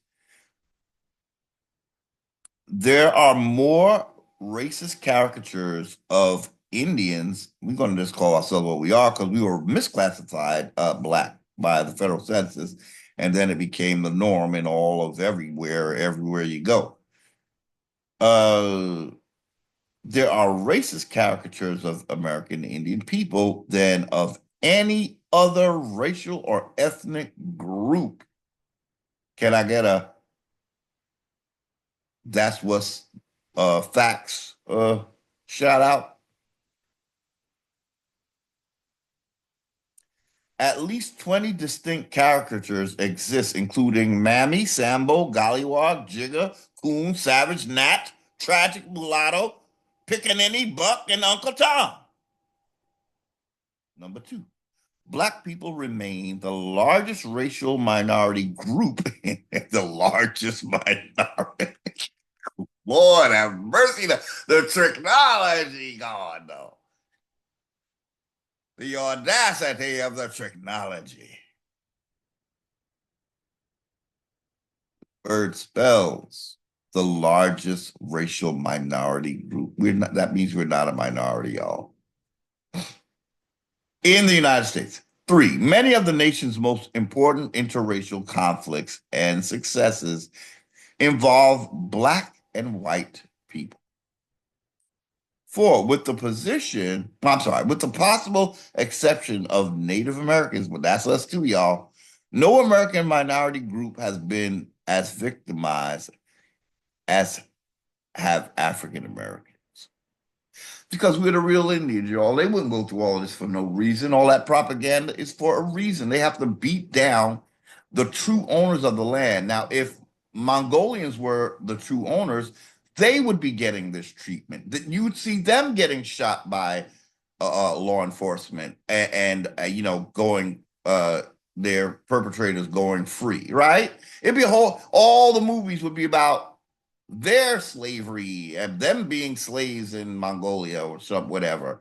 So all the propaganda that now we have for quote unquote black people, if Mongolians were the real Indians of America, all of that would be on their dime. Or that would be they would be the ones having this serious mind programming propaganda. So we know that they can't be the original Indians. The real Indians are having hell as we speak. The fake Indians, they're mostly left alone. All they have to do is exist. They just have to exist for photo ops and to be in commercials with tears falling down their face, etc. Right? They're the showpiece. Okay, when people want to, seem like they care about, you know, ethnic people, etc. Okay, we're the largest racial minority group in the United States. Many of the nation's most important interracial conflicts, yes, involve black and white people. If we were not the Indians, and the Indians that we see were the Indians, it would involve them and white people, not us. They'd be called yellow or something. And all the propaganda that this Jim Crow Museum is talking about would be attributed to the Mongolian Indians. But as we see, they're mostly left alone, right? They're acknowledged as Indians, right? The real Indians are not acknowledged as Indians. They're made African. With the possible exception of Native Americans, no American minority group has been as victimized as have African Americans. And the founder and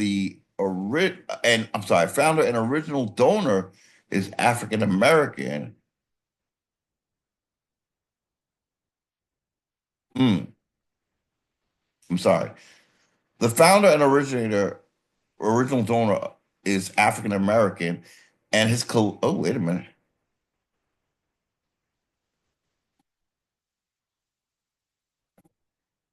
I'm sorry, we lost our place because we're getting very fatigued now. Got only a matter of time before I have to log on to work. So let's see if we can get through this, and then we want to take a look at the person who created this museum very quickly. The founder. Wait. With the possible exception of Native Americans, no American minority group has been as victimized as the African American. Because we're the Indians, y'all. How do you bring people from Africa and then they're your worst nightmare? They can't be. They don't have, all you got to do is send them back to Africa. But you know damn well you can't send all these Indians to Africa because that Africa be like, wait. Are they really our people? So the Indians, y'all, are being, oh God, that doctrine of discovery is in full effect. I don't care if you became Christian, Hebrew, Islam, the doctrine of discovery is kicking Indian ass today, even though it was repudiated in March of 2023, March 30th, 2023. But Indians have to pick it up, or else it just goes unnoticed. And it said that, oh, that was for the Mongolian Indians. Why? They don't need it.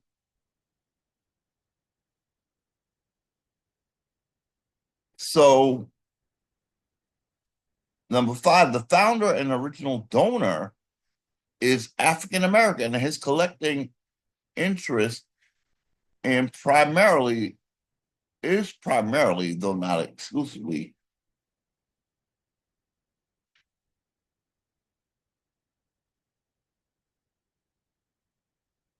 okay, sorry about that.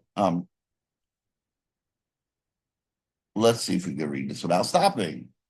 The founder and original donor is African American, and his collecting interest is primarily, though not exclusively, material related to Black Americans or Indians.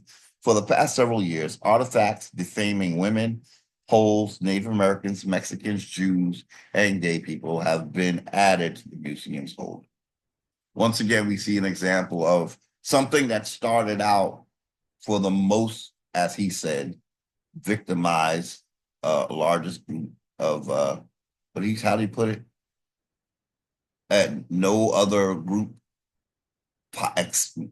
with possibly exception of Native Americans, but we are the real Native Americans, have been victimized more than African Americans. So then why are you undercutting us by making it about everybody? Why would, for instance, Jews and gay people be in a Jim Crow museum? See, that's how our stuff gets. Even as they're trying to honor us, they're dishonoring us by putting us on par with every other victim. And our shit is very unique, y'all. But there we go again, flaying off into all different directions. So, I think we're going to stop there. I want to just jump here because I'm not finding the segue I need. Woodbridge Nathan Ferris, he's the one that he's well, we'll read about it. Was born in Spencer, Tioga County, New York on January 6th, 1853, and died in Washington, D.C. on March 23rd, 1928, at age 75. He rests eternal at the Highland View Cemetery in Big Rapids, Michigan. Mr. Ferris attended Spencer Academy, Candor Academy, and Owego Free Academy in New York, and the Oswego, New York normal and training school, 1870 to 73, or 1873. He was also a student in the medical department of the University of Michigan at Ann Arbor. Okay, 1834, 74. Woodbridge was principal of the Spencer Academy, 1874 to 1875, of the Freeport, Illinois Business College and Academy, 1875 to 76. Was principals at the Normal Department of Rock University, 1876, 1877, and was co-founder and teacher of the Dixon 3 Business College and Academy.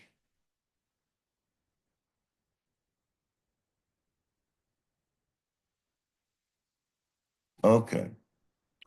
I don't think we could read all this, y'all. I gotta start getting ready to log on.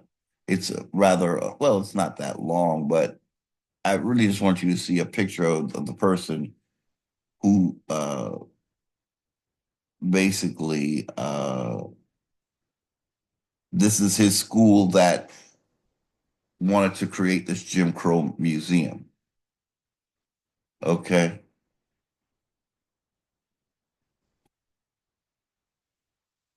So yeah, he's the one that started the school where the Jim Crow Museum is born of.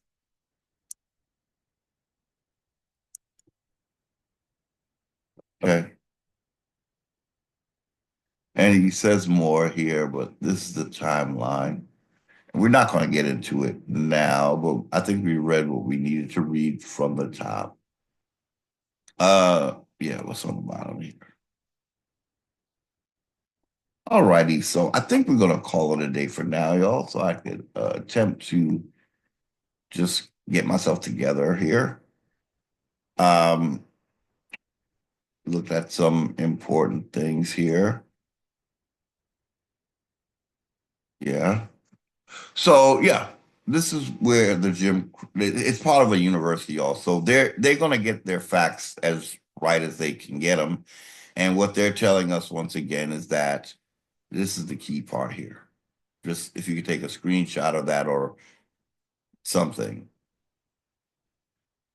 okay? Because the indentures from Africa were indentures, and then the first full all-out slave was a black man who tried to escape. Now, we don't know if he was Indian or African, but the point is we were lumped together. So we would have been also made permanent slaves if we ran away, or once they just made it that it's only going to be so-called blacks that are slaves, they just tell the world that, oh, they are permanent slaves, you know.